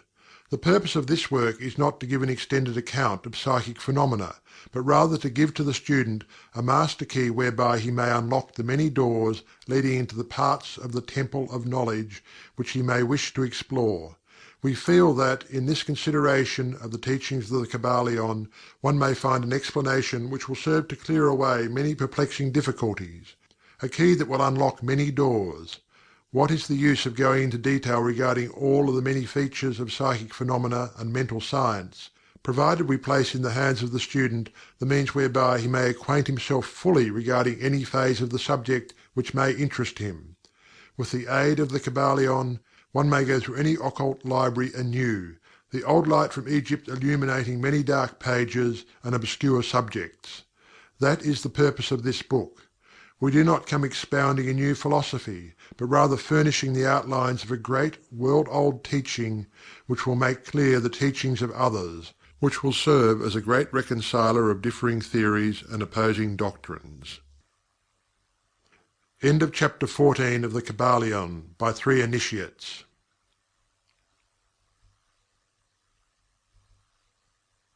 Chapter 15. Hermetic Axioms. The possession of knowledge, unless accompanied by manifestation and expression in action, is like the hoarding of precious metals, a vain and foolish thing. Knowledge, like wealth, is intended for use. The law of use is universal, and he who violates it suffers by reason of his conflict with natural forces. The Kybalion. The Hermetic teachings, while always having been kept securely locked up in the minds of the fortunate possessors thereof, for reasons which we have already stated, were never intended to be merely stored away and secreted. The law of use is dwelt upon in the teachings, as you may see by reference to the above quotation from the Kybalion, which states it forcibly. Knowledge without use and expression is a vain thing, bringing no good to its possessor, or to the race. Beware of mental miserliness, and express into action that which you have learned. Study the axioms and aphorisms, but practice them also. We give below some of the more important Hermetic axioms from the Kybalion, with a few comments added to each. Make these your own, and practice and use them, for they are not really your own until you have used them. To change your mood or mental state, change your vibration. The Kybalion. One may change his mental vibrations by an effort of will, in the direction of deliberately fixing the attention upon a more desirable state. Will directs the attention, and attention changes the vibration. Cultivate the art of attention, by means of the will, and you have solved the secret of the mastery of moods and mental states. To destroy an undesirable rate of mental vibration, put into operation the principle of polarity, and concentrate upon the opposite pole to that which you desire to suppress.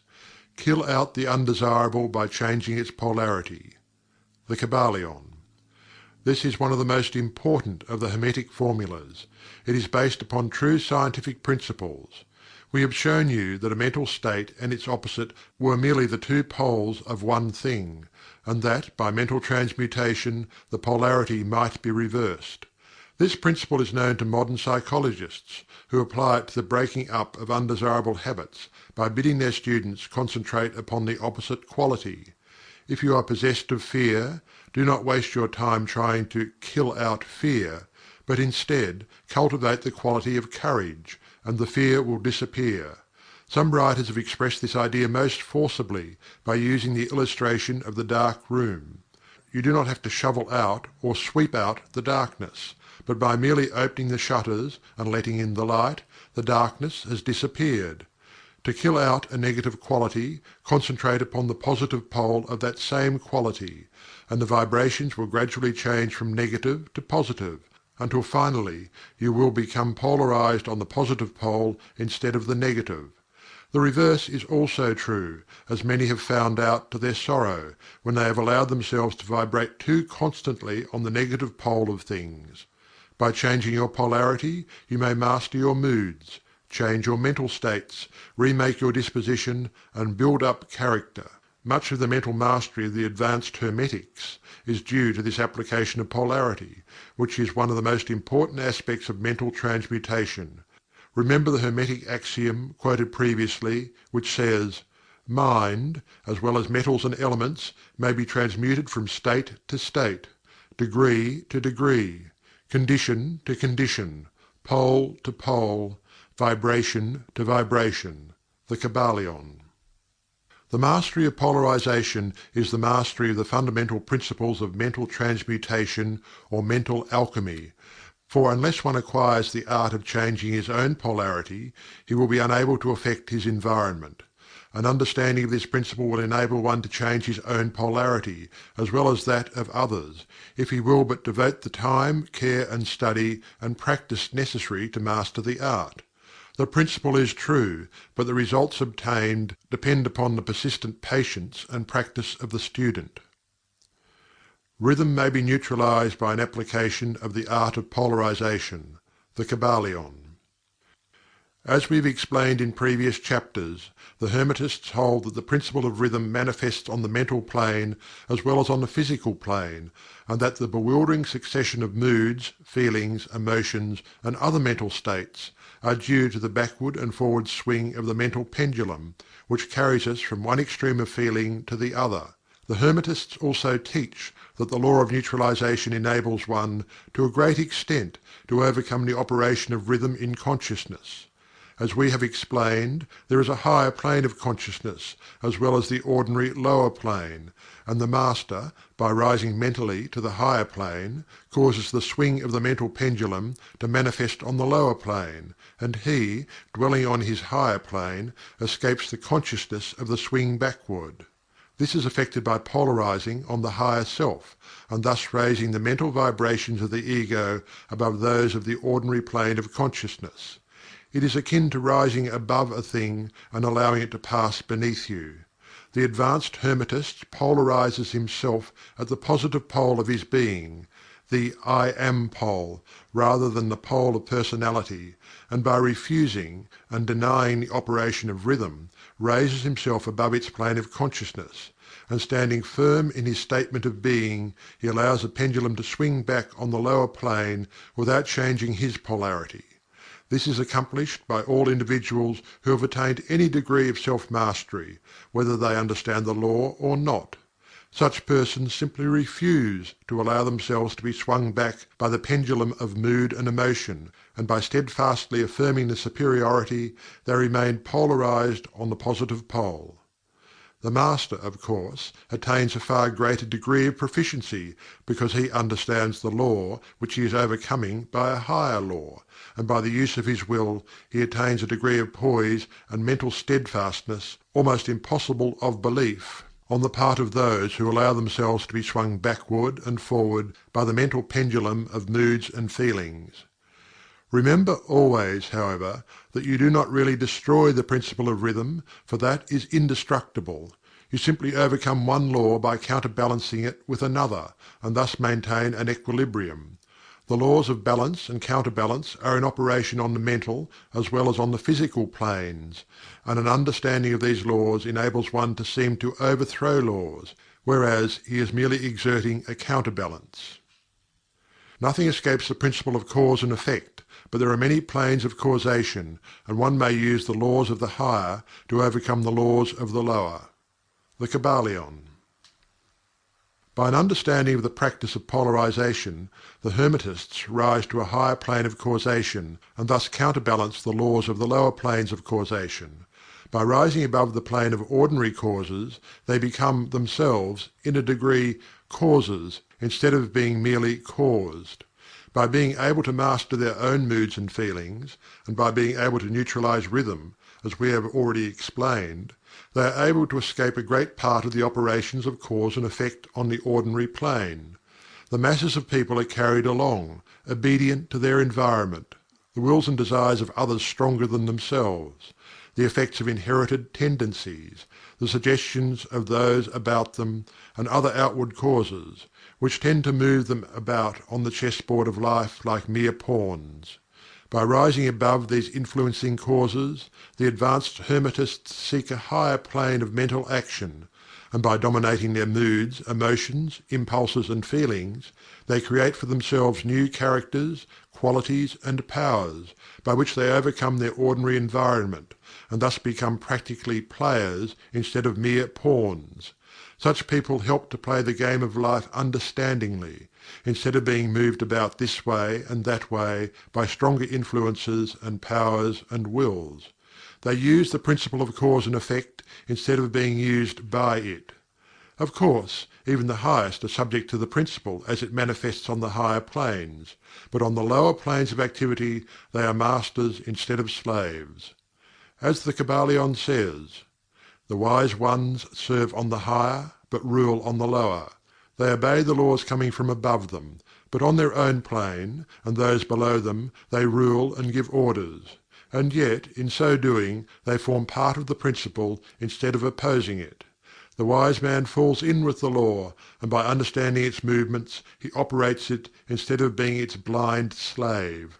just as does the skilled swimmer turn this way and that way, going and coming as he will, instead of being as the log which is carried here and there, so is the wise man as compared to the ordinary man.